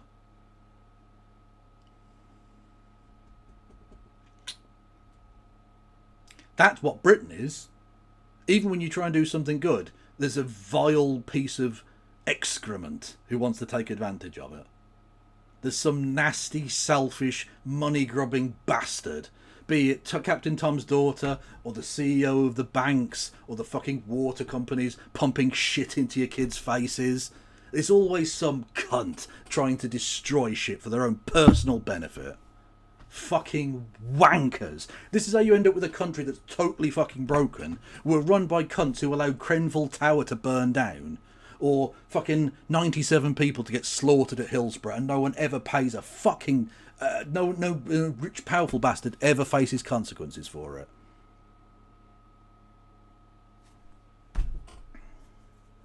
Fucking... Oh, God, I hate so much of the ruling establishment of this place. Honestly. I'm not suggesting for a second I would do anything, but I understand why Luigi felt the way he did. I'm not a person who wants violence. I would never enact violence. I'm not a violent man. But I absolutely understand the sentiment there. Because it's just evil bastard after evil bastard. Just take.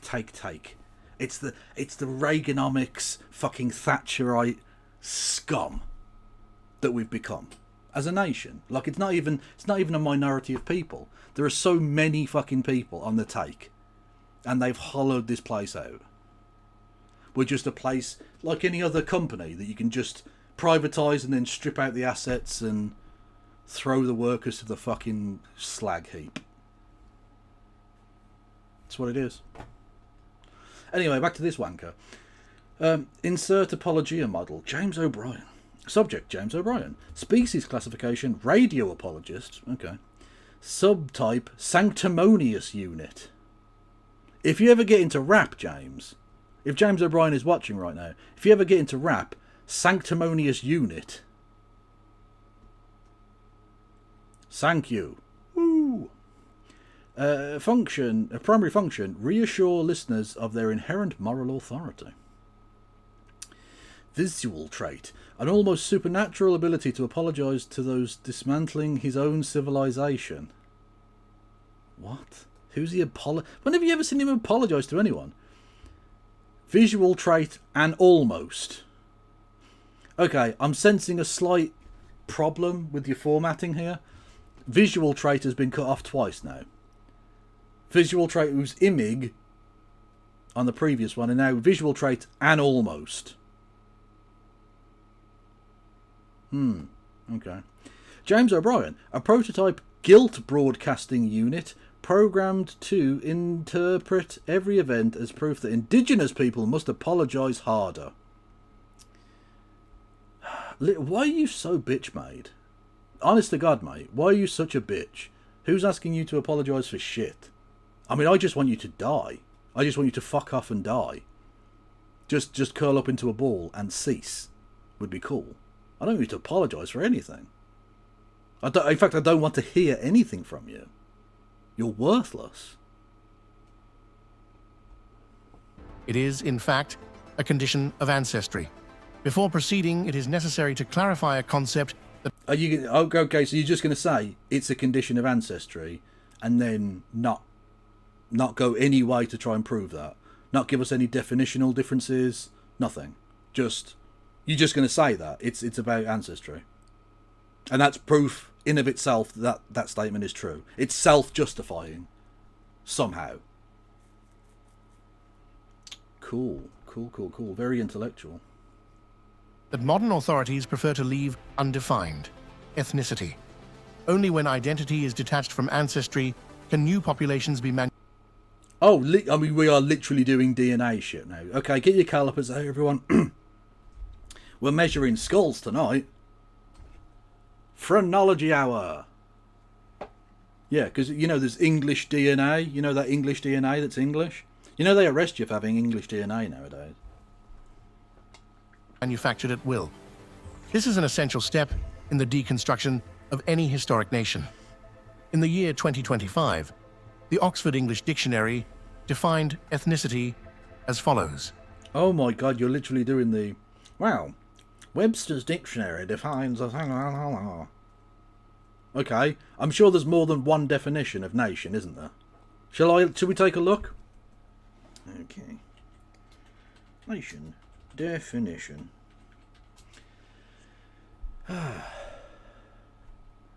Nation, a large body of people united by common descent, history, culture, or language, inhabiting a particular country or territory. So within that, there are 1, 2, 3, 4, 5, 6 different clarifiers. 6 different elements there.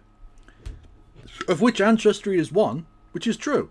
If you ask any American, like, where their family's from, they'll say, oh, look, I'm Irish. Oh, cool, what part of Ireland are you from? San Diego. Like, you're not from Ireland. You're not Irish. You're of Irish descent, that's cool, awesome. But, like, you've lived all of your life in America. You're not Irish. You're not European. You're of European ancestry and descent, sure. But again, you've met one of the criteria here and nothing else. That's it. It's fine. Because it doesn't really matter where you're from. That's the thing. It literally is not an issue. You know.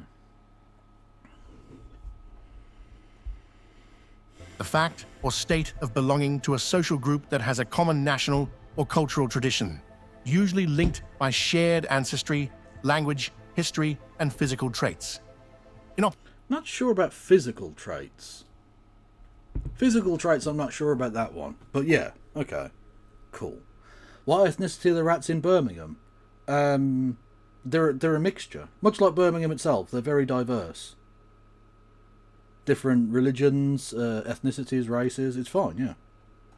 But you know what? They're all united. There's only one race, the rat race. Boom. That joke works on 2 levels.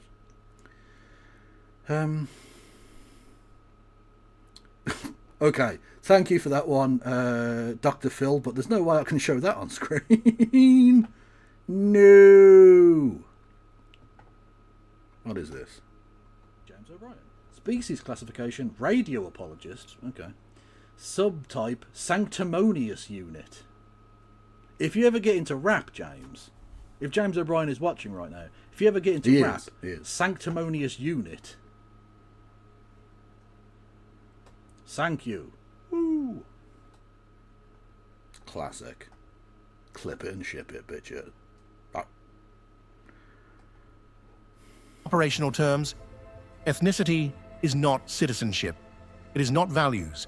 It is not loyalty. It is the existence of a living people. The fuck are you talking about?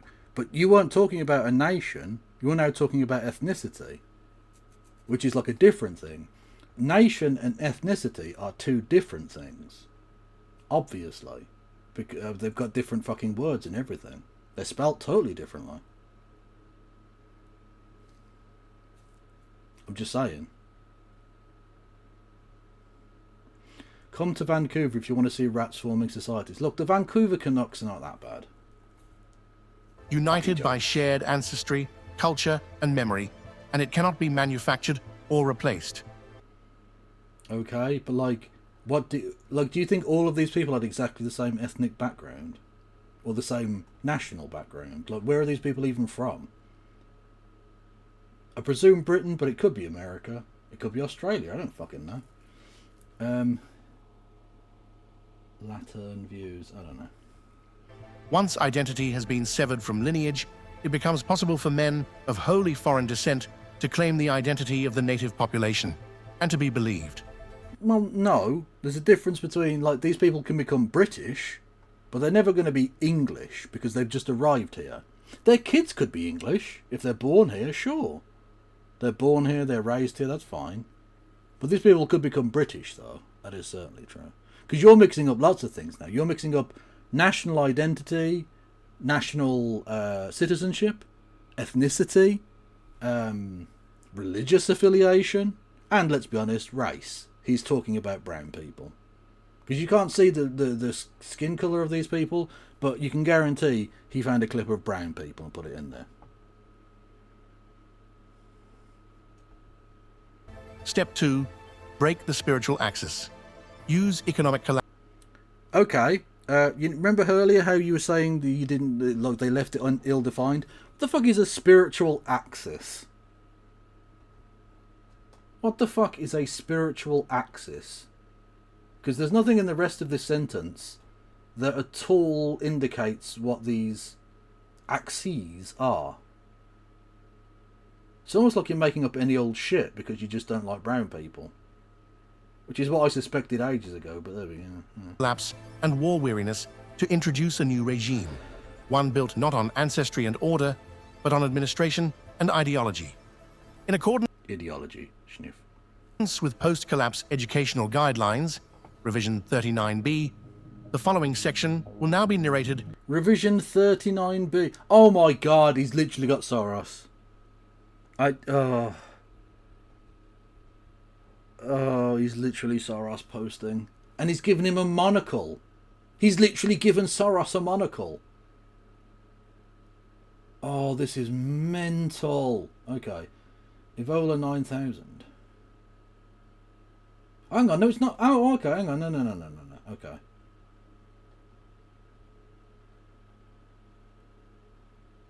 No, okay, this is, you know, he's doing a Julius Evola bit. Okay. Okay. So remember earlier when I said I missed Evola 9000, I thought that was supposed to be Soros. It's not, it's Julius Evola. Okay, remember, literally, no pre-watch on this. Do you remember earlier when I said if someone mentions Evola, it's because they're a psychopath? It's because they're like brain broken and gone and bad? Yeah, here we are. I literally didn't think he was going to go down the Evola route, but here we are. Mental. By Evola 9000, the world's first artificial intelligence programmed entirely in aristocratic pessimism. The Evola 9000 is, by almost any measure, one of the least advisable creations in the history of artificial intelligence development. Originally designed in the early 2090 by a small, heavily sanctioned department known as the Ministry of Traditionalist Memory Preservation, the Evola 9000's purpose... Hang on, he doesn't like Evola. Okay.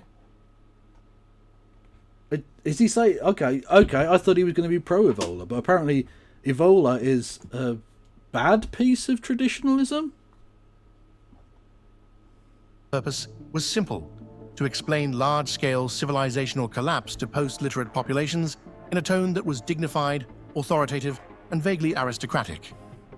Early field tests revealed some minor issues, including a tendency to reject the existence of democracy, the spontaneous recitation of obscure Latin phrases during basic operational tasks, and an uncontrollable urge to classify all music recorded after 1935 as barbaric ritual noise. Attempts to update the Evola 9000 with standard emotional calibration protocols failed spectacularly when the unit rejected the concept of empathy as a sentimental superstition fit only for slaves and minor poets. Nonetheless, after several firmware patches and the removal of its cavalry simulation subroutines, which caused unfortunate accidents during public demonstrations, the Evola 9000 was deemed ready for limited educational deployment. What the fuck is going on now? He's gone, even by racist standards, he's gone mental. I don't understand what he's now saying. True. Hang on. True. That is true.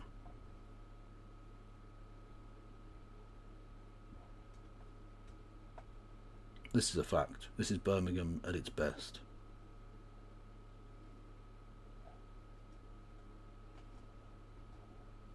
It is worth noting that while the Evola 9000 is technically capable of providing factual historical analysis, all conclusions it draws will inevitably include references to the necessity of spiritual hierarchy, sacred kingship, and a faint but persistent disdain for trousers.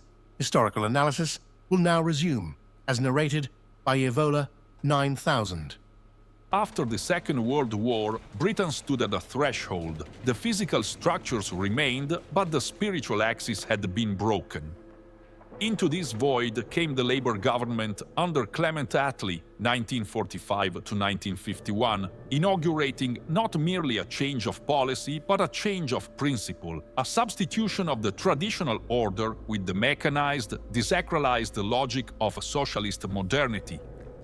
The nationalization of coal, railways, steel, and the creation of the National Health Service in 1948 were the external expressions of an inward process, the conversion of a people into a mass, of tradition into administration, of Honestly, you deserve to be upside down, mate. 707's in chat. authority into welfare. The citizen was no longer a member of a people, he was a subject of the managerial state. But it was in that same year, 1948. Oh yeah, whereas traditionally, the British people were so fucking free. You know, when they lived in, like, mill towns, where literally their entire life was regimented by the mill owner, and if they'd said anything bad or, like, threatened to start a union, they'd be kicked out of the fucking house and left impoverished and to starve to death. Super free.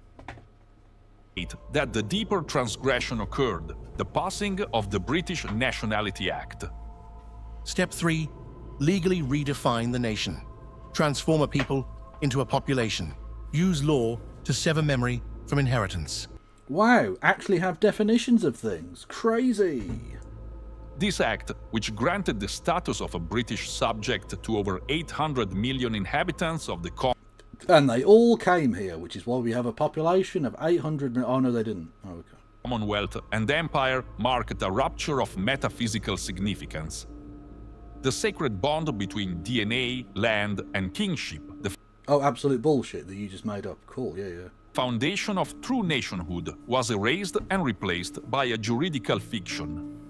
Henceforth, Britishness no longer referred to lineage but to legal abstraction. What do you mean lineage, you prick? We've literally had wave after wave after wave of invasion and immigration and people fucking leaving and being expelled and coming back and so on and so. What are you talking about fucking lineage, you prick? Why aren't you speaking to me in fucking French? Why aren't you speaking to me in French? William the Conqueror wouldn't have come here speaking fucking English. Fucking wankers, man. These people are so whack. Ay. English ceased to be a people and became a population, a demographic zone, a workforce. The men responsible, Attlee, Herbert Morrison, Emmanuel Shinwell, among others, were the agents of a vision in which heritage was replaced by class and duty by distribution. Their guiding principle was not the preservation of a people, but the construction of an idealized human machine, international. No, it was to make people's lives better after a massive war that you people had started. And I don't just mean Germans, I mean far-right Germans. Nationalist, interchangeable and uprooted.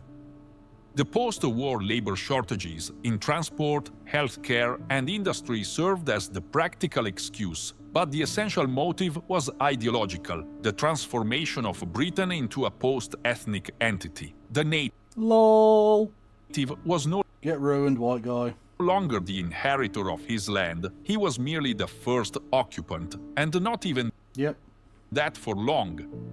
Recruitment drives were launched throughout the empire, in the West Indies, in India, in Pakistan, for economic functionality. Yes, because lots of our young men had been fucking murdered by fascism that you like. Britain was to be a multi-ethnic host structure, a central body absorbing the peripheries. This process was not accidental, it was deliberate, systemic and irreversible. It was conducted by both Labour and Conservative administrations, from Attlee to Harold Macmillan, who, despite surface distinctions, served the same desacralized ideology. Step 4. So Evola was Italian, not German. Reduce the nation to paperwork. Replace heritage with statistics, spirit with bureaucracy. From this point forward, Britain was no longer a nation, but a concept held together not by descent, spirit or memory, but by paperwork, policy and managed diversity. It became a theater of population management, whose only remaining sanctity was the bureaucracy itself. All of it was justified under the slogans. Oh, fucking hell. You can't do this to me. Thank you, Katie Marshall. How long did Evola live for? I have no idea. I know he was quite old. Hang on, let's have a look.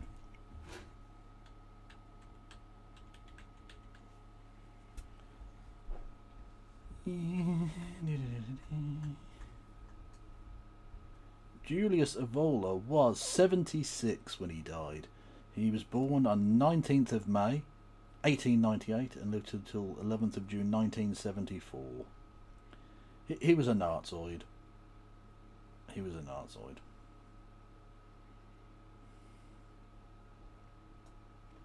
He literally lived in Nazi Germany. He fled to Nazi Germany when Italy changed sides in the war. He was a fascist. Of fairness, equality, and progress.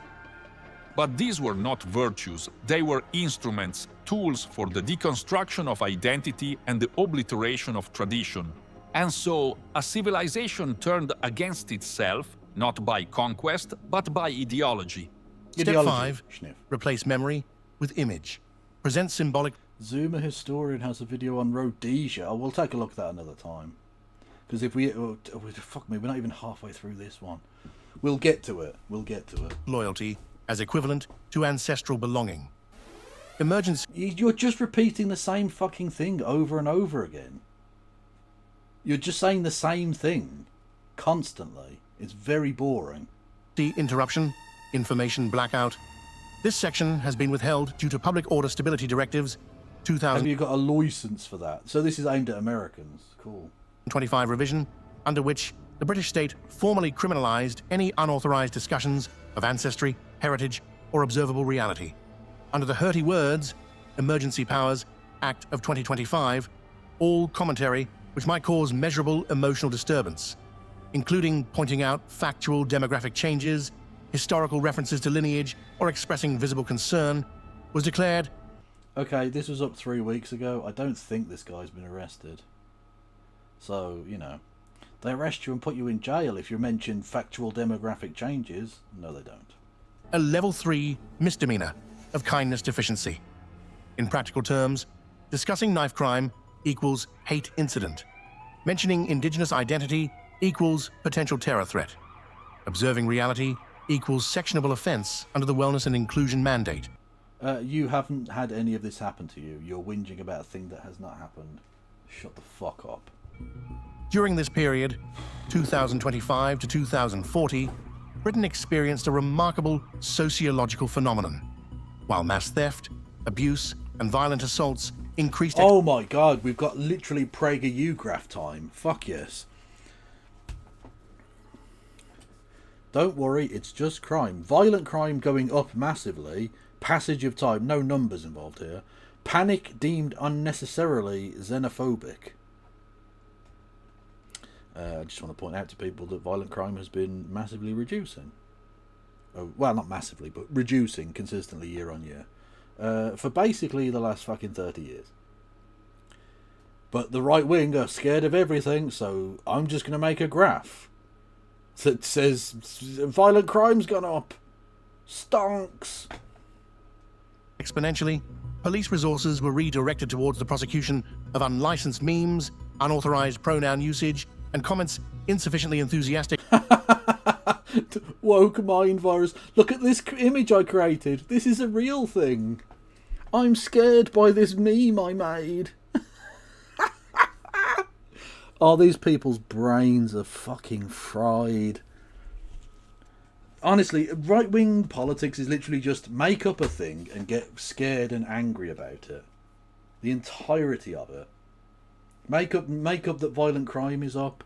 Make up a fucking stupid meme. Like... amazing. Pronouns in bio! About public murals. A new technical slang developed within the judicial system.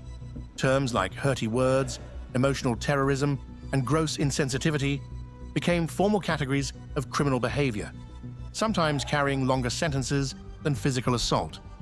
Meanwhile, political leadership remained focused on strategic objectives such as changing traffic lights to rainbow colors. Again, you deserve to be destroyed if the colours hurt you.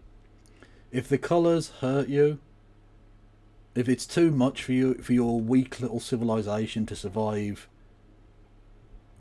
some gay colours, you deserve to you deserve to fall. Very simple.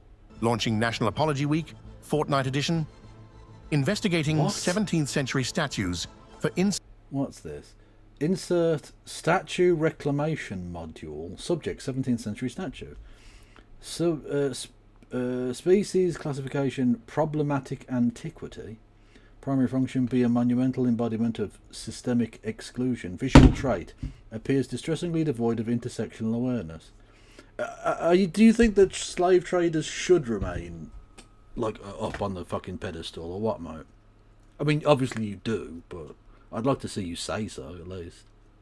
Insufficient inclusivity. External transmission received. Outside observers, particularly in the wild territories of North America, began documenting Britain's... Who definitely are the reason you're making this. Like, this is so obviously aimed at an American audience. This is a British fascist who knows that British people will laugh at him, so he makes videos for, like, crazy far-right Americans. Obviously. Deterioration with a mixture of confusion and gentle pity.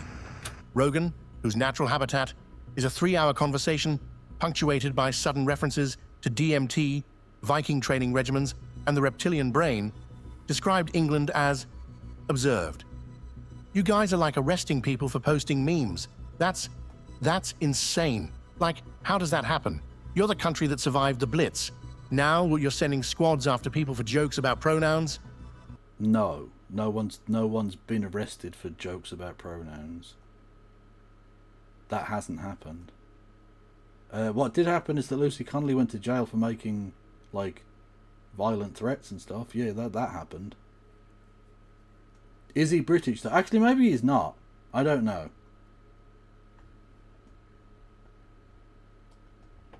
I assumed from Caltanian Chronicles they would be. England, UK. 10 Reasons the West Fell. Starmer's. There's a lot of England-based content here, so I'm gonna guess he's English. Focusing on the Brythonic Celts of Britain, this channel uncovers their beliefs. No, this isn't about that. What are you talking about? Oh, he has an X, the Everything app.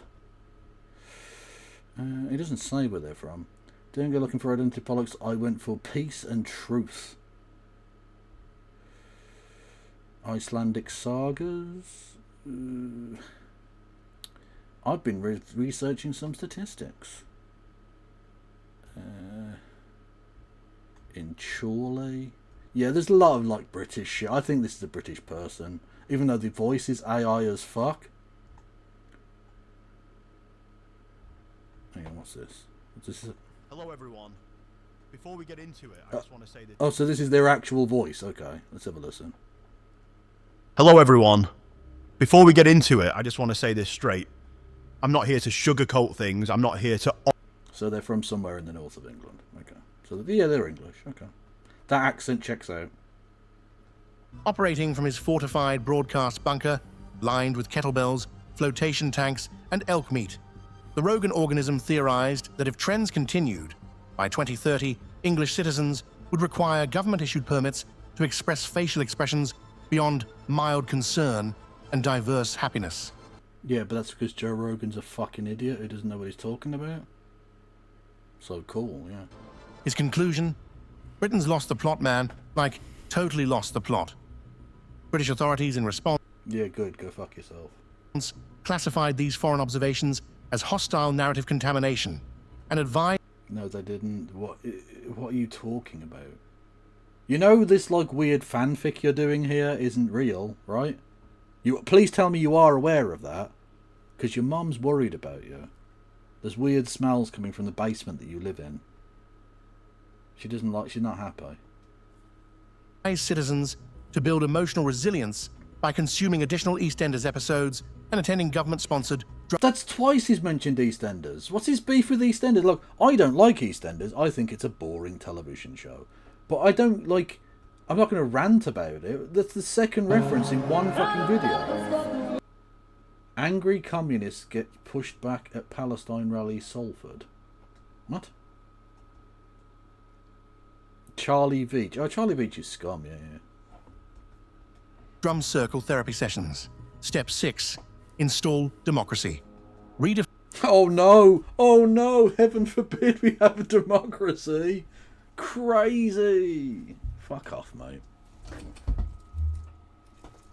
Redefine power as a head count, not an inheritance. So only white people should be able to vote. Awesome. Define power as a head count, not an inheritance. The native people are no longer guardians of a sacred homeland. They are now officially classified as voting units class 3A, suitable for limited political theatre. You're just making up numbers and like what? This is really shit. He's a fucking monarchist. Well, yeah, I mean he did talk about Evola, so like yeah, he probably is. Basic tax extraction and occasional participation in meaningless referenda, provided they do not ask too many questions about where their country went. In operational terms... What the fuck are you talking about? What are you talking about, you mad bastard? Belonging is determined by majority rule, regardless of origin. Yep. Yes. Get wrecked. Continuity is irrelevant. Numerical presence becomes the only measure of legitimacy. Kinda, yeah. Memory, tradition, and bloodline are declared undemocratic. No, not undemocratic, just irrelevant to the democracy. They're not in of themselves undemocratic. You can still have whatever bloodline you had, that's fine. But it's just like not relevant to anything.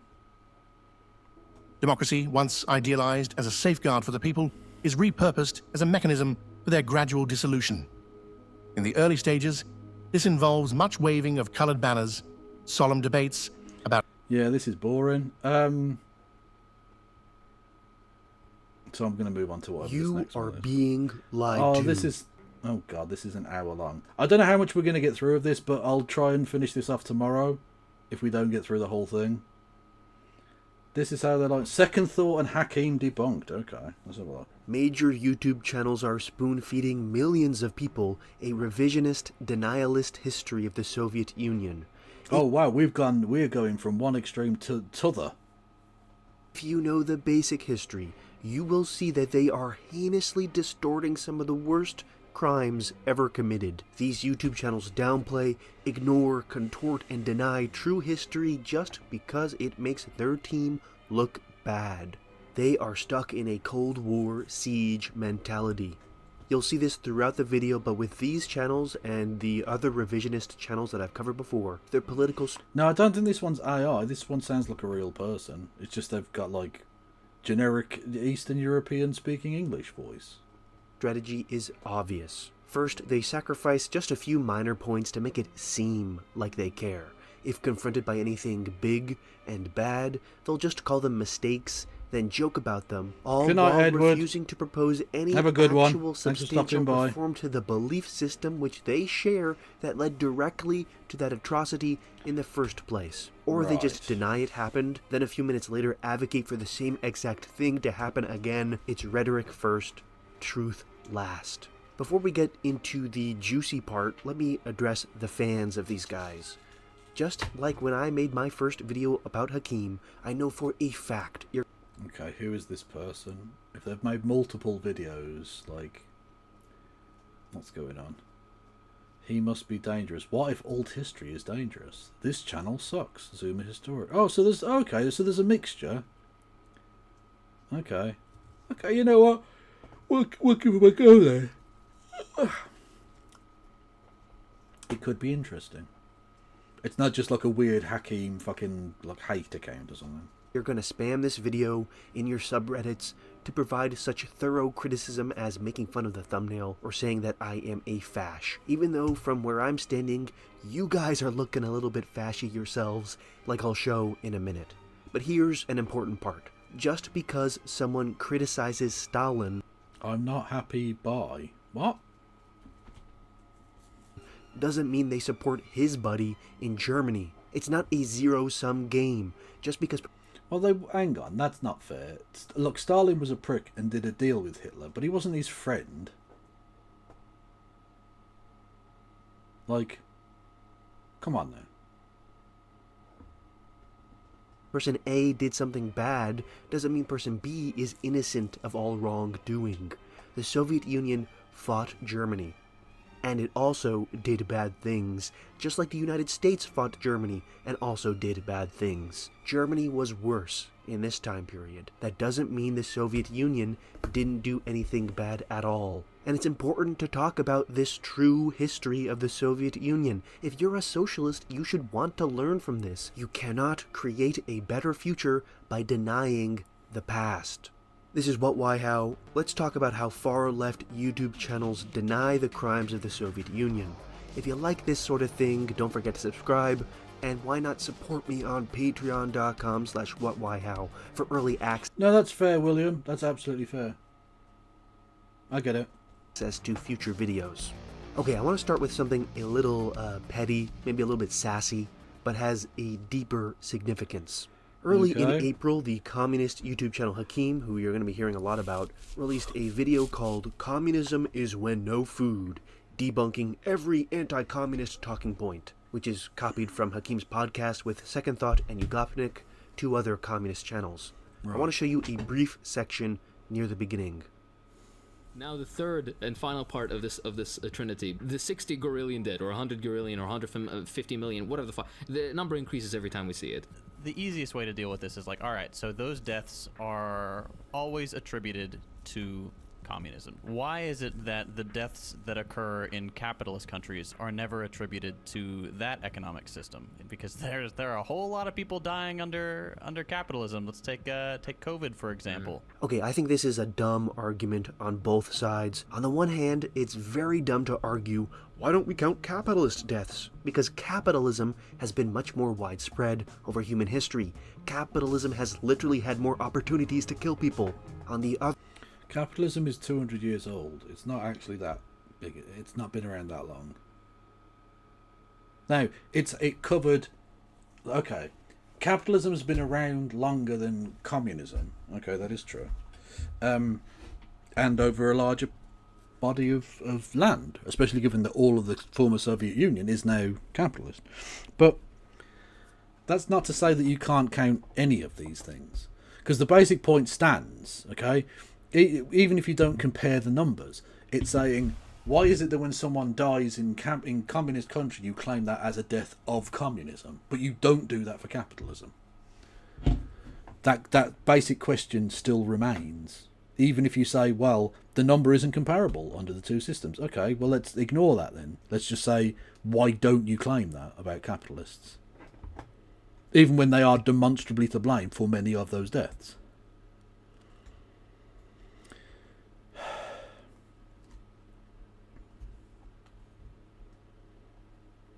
What's this? The research suggests the Soviet Union was really not doing bad things like academics have widely written, how the economy did play a factor into and against the Soviet Union. Not sure what you mean, Sock, now. Yeah. On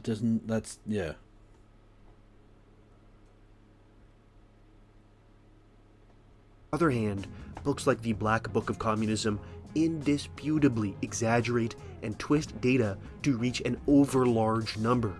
But yeah, it's a lie, yeah. The reason I brought up this section is one word, gorillion. In case you forgot, Hakim mocked the numbers of the Black Book of Communism by saying, the 60 gorillion dead, or 100 gorillion... Yeah, because it's an absurd nonsense. The guy went into it with the understanding that he was trying to get to the 100 million number. That was the number he wanted to get to, so he started lying. And you've now got the really interesting, you've like the Victims of Communism Foundation that have like Nazis as victims of communism. Like, yeah, good, awesome, cool. And then they now classify all world deaths from COVID, directly related to COVID, as deaths caused by communism, because it definitely came out of a Chinese lab.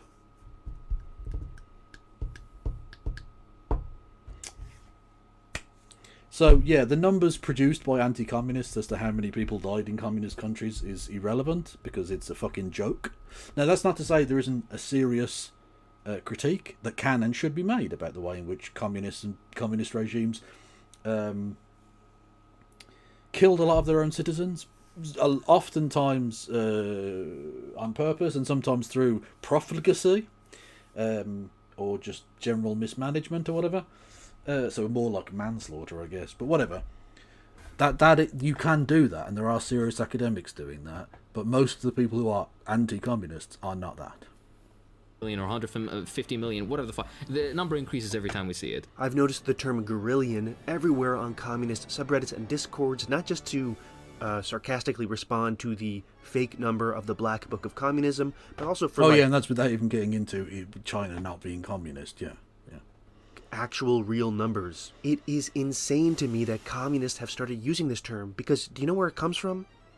Guerrillian comes from far-right trolls online who use it to mock. 255, I will say, capitalism does make those sorts of claims. Capitalism does make utopian claims for itself. Or certainly its evangelists do. If you look at the way PragerU talks about capitalism, it talks about it being like the most fair and ethical system. Like it genuinely does. So I don't think that's a get out of jail free card for capitalism at all. 255. The mass murder Germany perpetrated during World War II. Oh no, I'm almost certain it didn't come from a lab. But the victims of communism people just wanted to add all of those people to the list of not victims of communism because they're fucking liars and racists. You can look it up yourself. That's where the term comes from, and it's the exact same mocking, denialist, hateful tone atrocity deniers on the far right take, except now it has spread to the far left.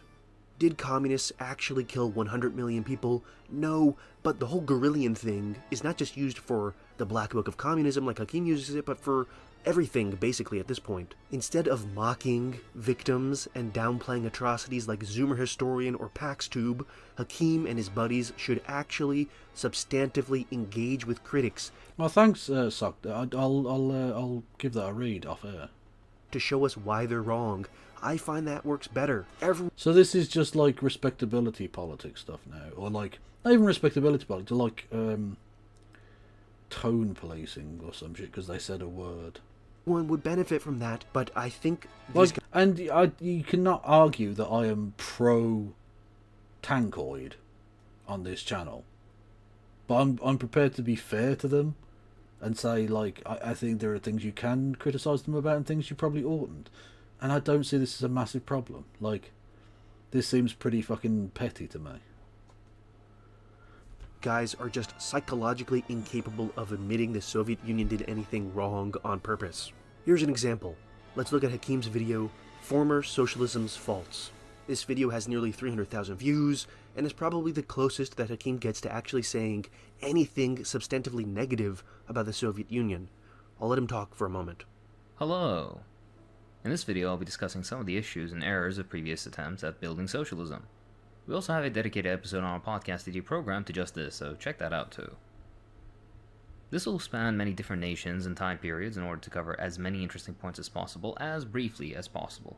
Of course, I'll be providing a little context to faults when I can, as they didn't occur in a vacuum, and almost all of them happened as a direct reaction. I do kind of like looking at old vintage footage of Soviet cities and shit.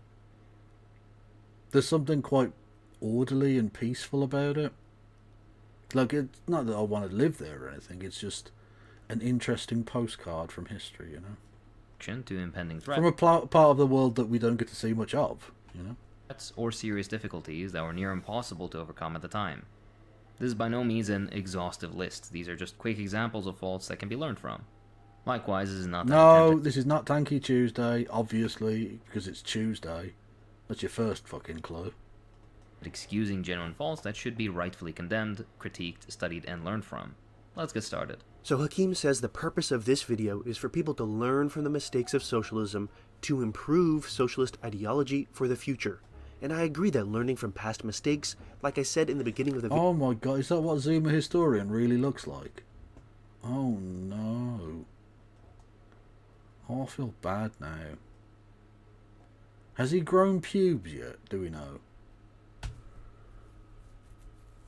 Oh my god, he looks like a mildly sunny day would set him on fire. What kind of fucking, like, translucent daywalker freak is this? Oh no.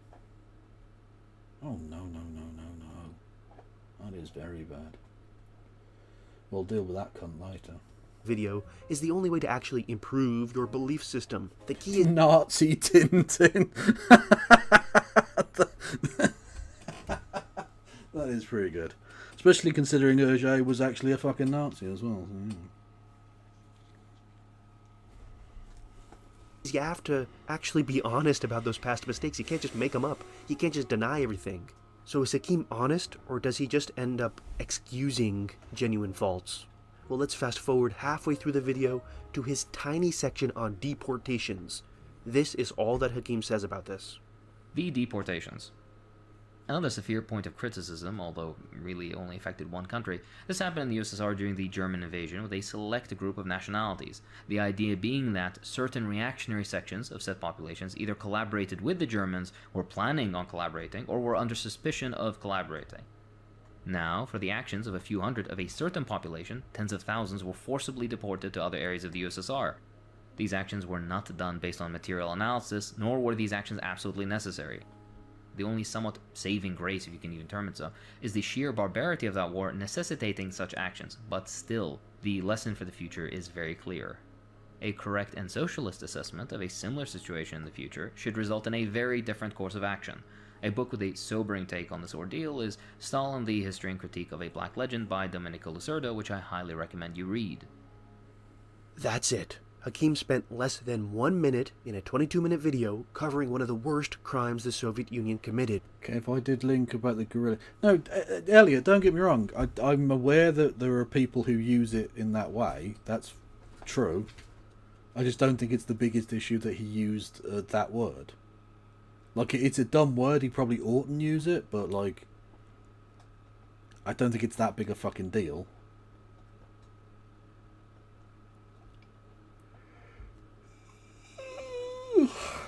Oh, I'm very tired.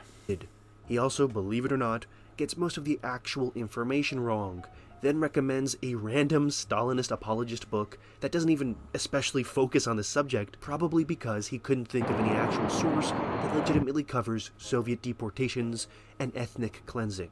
So let's talk about the actual history. Because the truth is, the Soviet Union targeted people on the basis of their ethnicity. Hundreds of thousands of people in mass programs of ethnic cleansing and deportations, which you might arguably call genocide. Historians have looked at the Soviet archives. They have seen the government documents. Yeah, it's undoubtedly genocide, yeah. We have first-hand accounts. None of this is a mystery. To deny this happened is to deny the truth. Now, quick note. When this subject is brought up, channels like Hakim say it was all necessary. It was necessary to deport thousands upon thousands of people from their homes to win the Second World War. Except the ethnic cleansing started years before World War II, before Hitler even took power in Germany.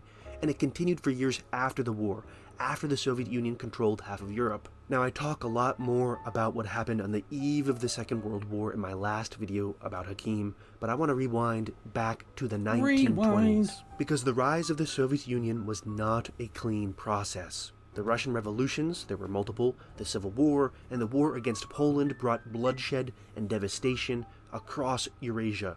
But in the 1920s, the Bolshevik revolutionaries, a diverse group of people, found themselves ruling a gigantic empire that included many, many different ethnic groups. Rather than continue the Russian nationalism of the old empire, historian Terry Martin writes, the Soviet policy was marked by a commitment to ethnic proliferation. All Soviet nations, no matter how small, were guaranteed their own national territories. This is why Martin calls the Soviet Union, at least the early Soviet Union, an affirmative action empire. They wanted a multinational union. Woke!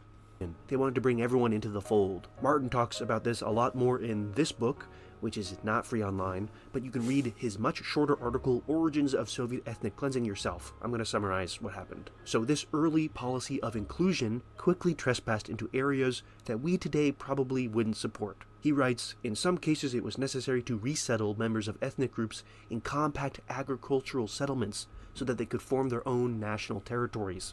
Not sure about that. In other words, to engage in a policy of ethnic consolidation. I'm not going to spend too much time on this, but Martin does argue it led to woke ethnic cleansing. Nice. Ethnic conflicts and the otherization of minorities within those national territories. That makes sense to me. I'm also not going to spend time talking about the Soviet policy of forcibly and violently removing Russian and Ukrainian settlers from areas in Kazakhstan and the Northern Caucasus, but it's worth remembering, of course, that the United States is not the only settler colonist empire. Russia was too. But here's what happened next. In the late 19... Okay. Like, I don't know that you needed to make that point. Like, if you just, like... That's a really weird, like, add-on to that. Because unless you're doing this just to say, like, oh, America's okay, shut the fuck up. Why would you add in, oh, America isn't the only settler colonial state? Why is that necessary? Bit weird. Weird vibes. 1920s, the Soviet government, led by Joseph Stalin, launched its program. God, I've fingered him so many times. Program of farm collectivization. This was joined by various efforts to eliminate the kulaks as a class. Now, what is a kulak? Stalin literally asked that in his own notes. It was a very flexible term. Kulaks were essentially peasants who had property, or maybe peasants who resisted collectivization, but often peasants disliked by their neighbors. Kulak quickly took on an ethnic dimension too. Terry Martin writes, in Ukraine, popular opinion viewed all Germans as kulaks, and this view was held by government officials too. Poles were also targeted outright as kulaks, just for being Polish. And of course, in case you didn't know, there were German and Polish people within the Soviet Union in this time period. Inevitably, the top-down imposition of collectivization, alongside the government crackdown on churches, inspired resistance. There's a whole book on this called Peasant Rebels Under Stalin. Historian Lynn Viola says rebellion engulfed the countryside, resulting in some 13,000 riots with over 2 million participants in 1930. That's pretty big. But resistance only strengthened the government's crackdown. The Soviet government imprisoned, deported, and executed kulaks and counter-revolutionaries. Since ethnic minorities were pinned with being kulaks, that means ethnic minorities were targeted disproportionately. In fact, specific government orders like the March 5th, 1930 order to deport nearly 20,000 families from the border region all the way to Siberia and the Far East explicitly prioritized Polish kulaks. Over the next several years, the government launched waves of deportations, crackdowns, and executions of kulaks, counter-revolutionaries, and their families. To repeat, the government deported dozens of thousands of families from their homes to hostile terrain because they were maybe counter-revolutionary, maybe kulak. And we're often provided with virtually no food and water for that fucking weeks-long journey. Yeah, not good, not good. The government's crackdown escalated greatly in 1937, the Great Terror. Orders from Stalin were clarified by NKVD Operative Order Number 00447, which was approved by the Politburo. Despite being top secret at the time, we can read this document today. It's not a mystery. The document says, on the measures of punishment for those subject to repression and the number of those subject to repression. Why is the first word B? What did B's have to do with this? It's very strange. Was this written by a B?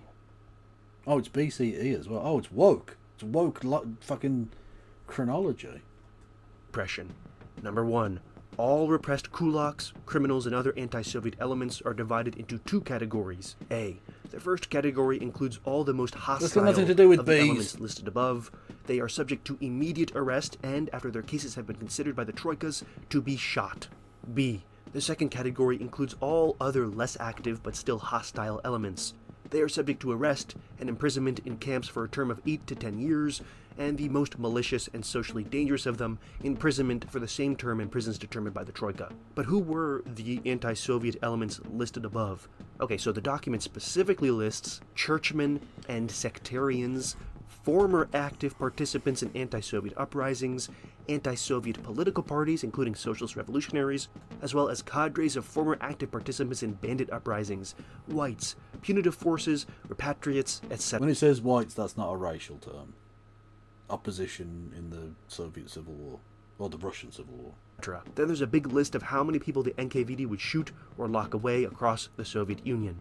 73,000 were to be shot, and nearly 200,000 were to be deported. Oh, also, right after that, the order makes it clear that the families of people associated with this purge, especially near the border with Poland, are to be deported from their homes to camps.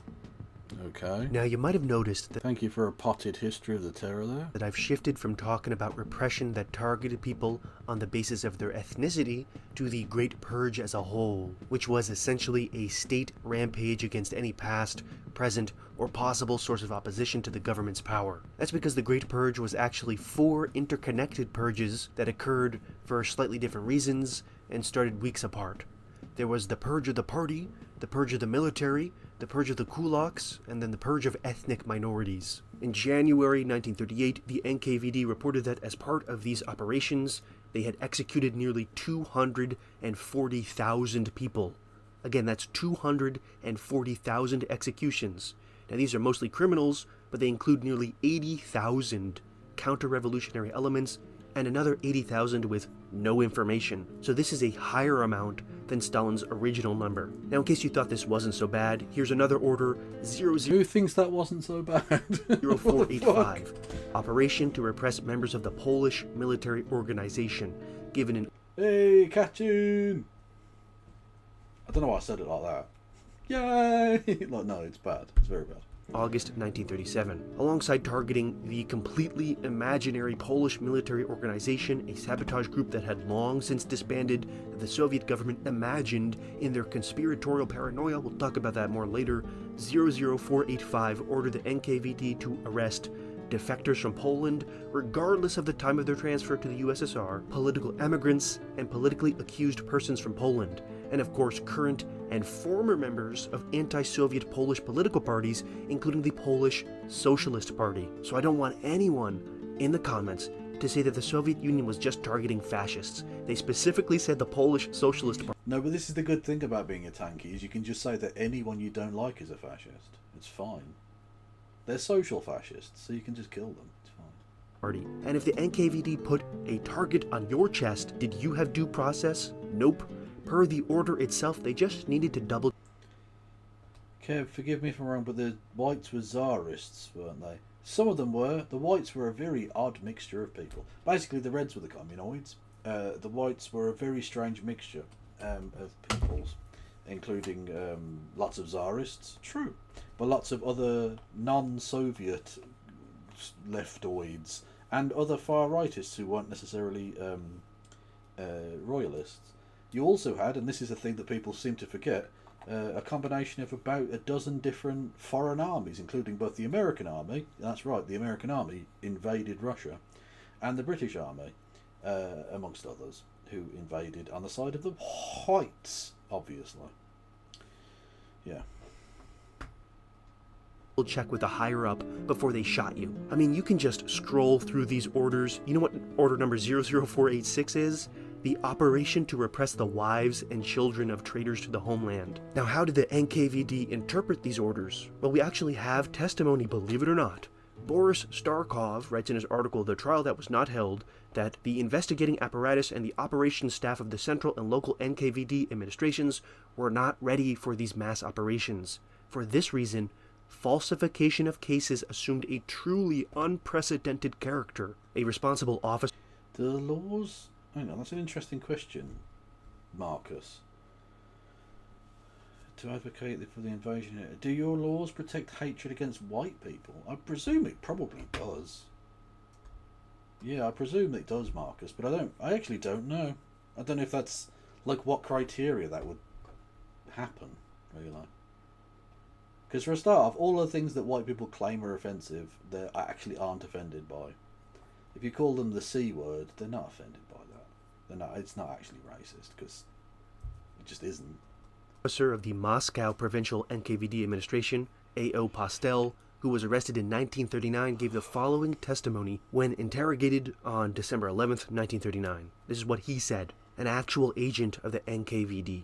Falsification of cases in the Moscow Provincial NKVD Administration began in summer 1937 when an order was received from the former Commissar Azov to arrest the whole category of Poles, mainly Polish émigrés, without any documents or investigatory data. Look, I'll be honest with you, this is actually a little bit boring, because this is just basic, like, yeah, look, I suppose he's doing this so that tankies, like, will have less grounds to question him on, but, like, ultimately, this is just really ordinary history. Yeah, the Soviet Union did some way fucked up shit. Yeah. So I'm actually just bored by it. No offense, dude. Like, I get why you're doing it, because you want to, like, put an argument up against tankies, but first off, a lot of tankies aren't going to fucking listen to you. And secondly, like, you know how... Oh, there's it reminds me of the bit in Parks and Recreation, where Ron Swanson's walking through the hardware store and the hardware employee says, "Oh, can I help you with something, sir?" And he just goes, "I know more about this than you," and walks past him. I feel like that. I feel like you're telling me things that I already know and read about a gazillion years ago. See, I said gazillion. That's a different word.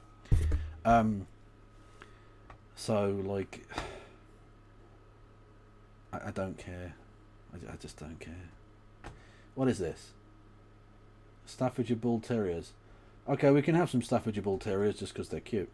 But I want you to know, 255, because of your fucking constantly pushing Staffordshire Bull Terrier based content on me, I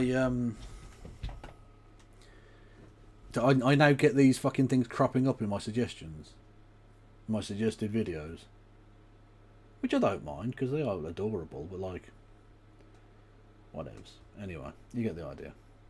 I'm gonna go to bed. That's what I've decided to do, and you can't fucking stop me unless you live near me or something, in which case you probably might be able to, I guess, making loud noises perhaps, I don't know.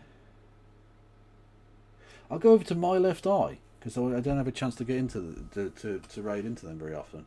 So on the YouTube we're going over to My Left Eye, and on the Twitches I think we'll go over to